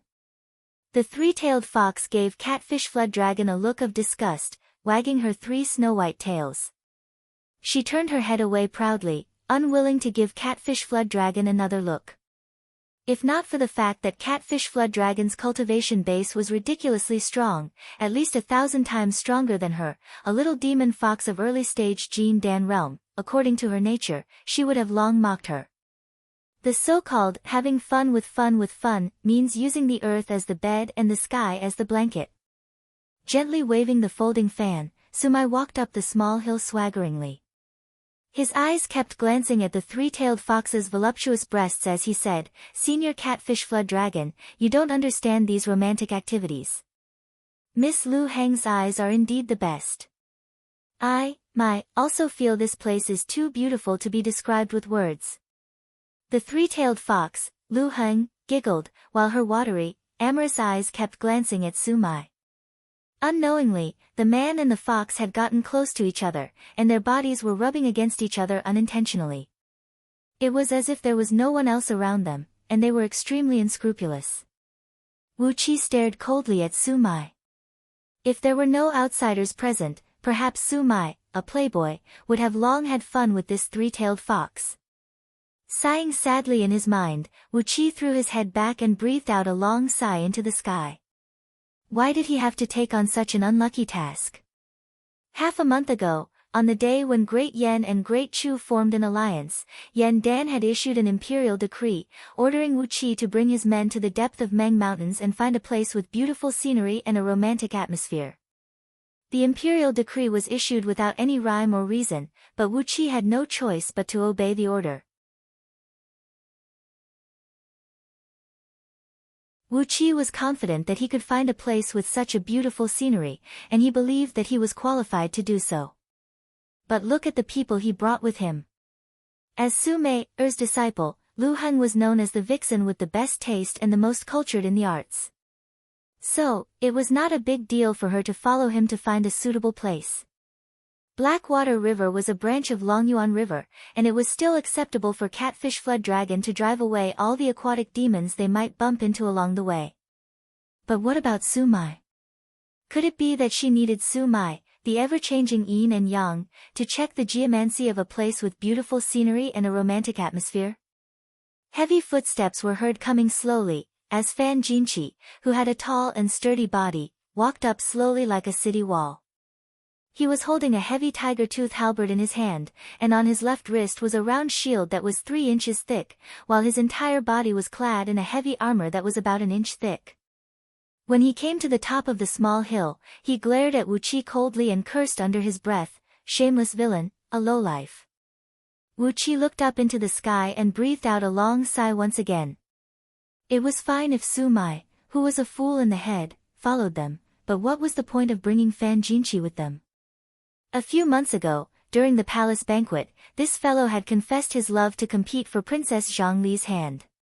But in the end, together with Su Mai, they were severely injured by Princess Zhongli's thunderbolts, and nearly turned into eunuchs. Was it because she was afraid that Wu Qi did not have enough troubles to deal with them? A light breeze came blowing, as Qin Qing Shui, a skinny man with a long face and a skinny body, came running up the hill with a cold smile on his face. He gave Wu Qi a glance and said word by word, "When we look for women in a brothel, that is called dissolute. But, Duke of Tianyun, since you have won the favor of Princess Zhonglu, you still raped her? That is called a lowlife." "That's right." A cold voice was heard, as Qin Nihu, clad in a heavy green armor and a long sword hanging from his waist, came striding up the hill. He was the fierce tiger of Qin clan from Qin Wuyang's clan, the same Qin Nihu who had announced during the palace banquet that he would compete for Princess Zhongli's hand, and was nearly killed by the thunderbolts. Looking at the members of this team, Wu Qi felt like weeping, but had no tears. Su Mai had nearly fused with the three-tailed fox, and both of them were hugging each other. If not for the fact that there were so many people here, they would have taken off their clothes. Fan Jinqi, Qin Qing Shui, and Qin Nihu had been mocking and ridiculing him along the way. Wu Qi wished he could kill them with a single punch, and then tell their elders that they were all eaten by demons. Yet, such a group of treasures had followed Wu Qi out to carry out the mission. No matter how Wu Qi looked at it, he felt that Yan Dan was trying to punish him. Coughing loudly, Wu Qi pointed at the small lake in the distance and cried out, "All right, this is the place. Lu Heng, Su Mai, take a look and see what the terrain is like here. We have been living in the wilderness for half a month, so quickly find a suitable place and return." Upon hearing Wu Qi's words, Su Mai and Lu Heng, who were still flirting with each other, quickly straightened their faces. Lu Heng sprung up into the sky and looked towards the hot spring, the lake, and the grassland. She counted with her fingers for a while, then nodded and said, "Good place. 5 colors enchant the mind, 5 fragrances confuse the mind, and the scenery here is beautiful. Moreover, it is surrounded by lofty mountains, which can hide the wind and gather the energy. If a man were to come here and see a lone girl, he would definitely have lustful thoughts." Lu Heng shrugged her chest complacently, laughed, and said, "With the mystic technique of my enchanting palace, this place will be like a young lady's chamber, where one will have lustful thoughts uncontrollably." Meanwhile, Su Mai took out a compass, observed the terrain of the surrounding mountains, nodded his head, and praised, 100 miles underground, there is a vein of earth core fire flowing through it. By drawing it up, we can construct an extremely powerful heavenly thunder and earthly flame formation, and it can also provide energy to all the weapons of Emo sect, enough to support them for 2 hours. Then, Wu Qi turned to look at Fan Jinqi and the other 2 young masters, and asked coldly, "What do you think, young masters?" Qin Qingshui flew 1,000 feet up into the sky, looked around, and praised satisfyingly, "The terrain here is very complicated, and there are many trees and trees in the surrounding forests. It is a good place to hide assassins. With 30,000 assassins here, it will be more than enough to stop the invasion of 1 million soldiers." On the other side, Fan Jinqi and Qin Nihu took a few rounds in the surroundings, nodded their heads satisfyingly, and said with a smile, "Within 1,000 miles, there are many valleys and caves that are suitable for hiding ice armors. As long as we carefully construct a restrictive formation that can conceal aura, it will be more than enough to hide several million armored soldiers. Even if Daqin attacks with all his forces, with this army of several million soldiers, we will be able to delay them for a few days." Wu Qi breathed out a deep sigh. Judging from the behavior of these few fellows along the way, it seemed they all knew the purpose of this operation. Yet, as the nominal leader of the team, he had no idea what was the purpose of finding such a place, and what was the reason behind it. Stomping his feet angrily, Wu Qi said furiously, "What are you whispering about?" Stunned, Qin Qingshui turned to look at Wu Qi. With a strange smile on his face, he said with a strange voice, "Duke of Tianyun, it seems you still don't know. Of course, the reason we are looking for such a blessed place is to kill someone." Shocked, Wu Qi asked with a frown, "Kill who?" Qin Nihu said coldly, "The 2 dynasties will join hands and kill Qin." You're tuning in to the Blissful Bookshelf YouTube channel. We're so grateful for your support, and don't forget to subscribe to join us on this incredible journey through captivating stories. Your generosity through donations truly makes a world of difference, as it's the primary source of revenue that allows me to expand and enhance this channel for you. Thank you from the bottom of my heart for being a part of this adventure.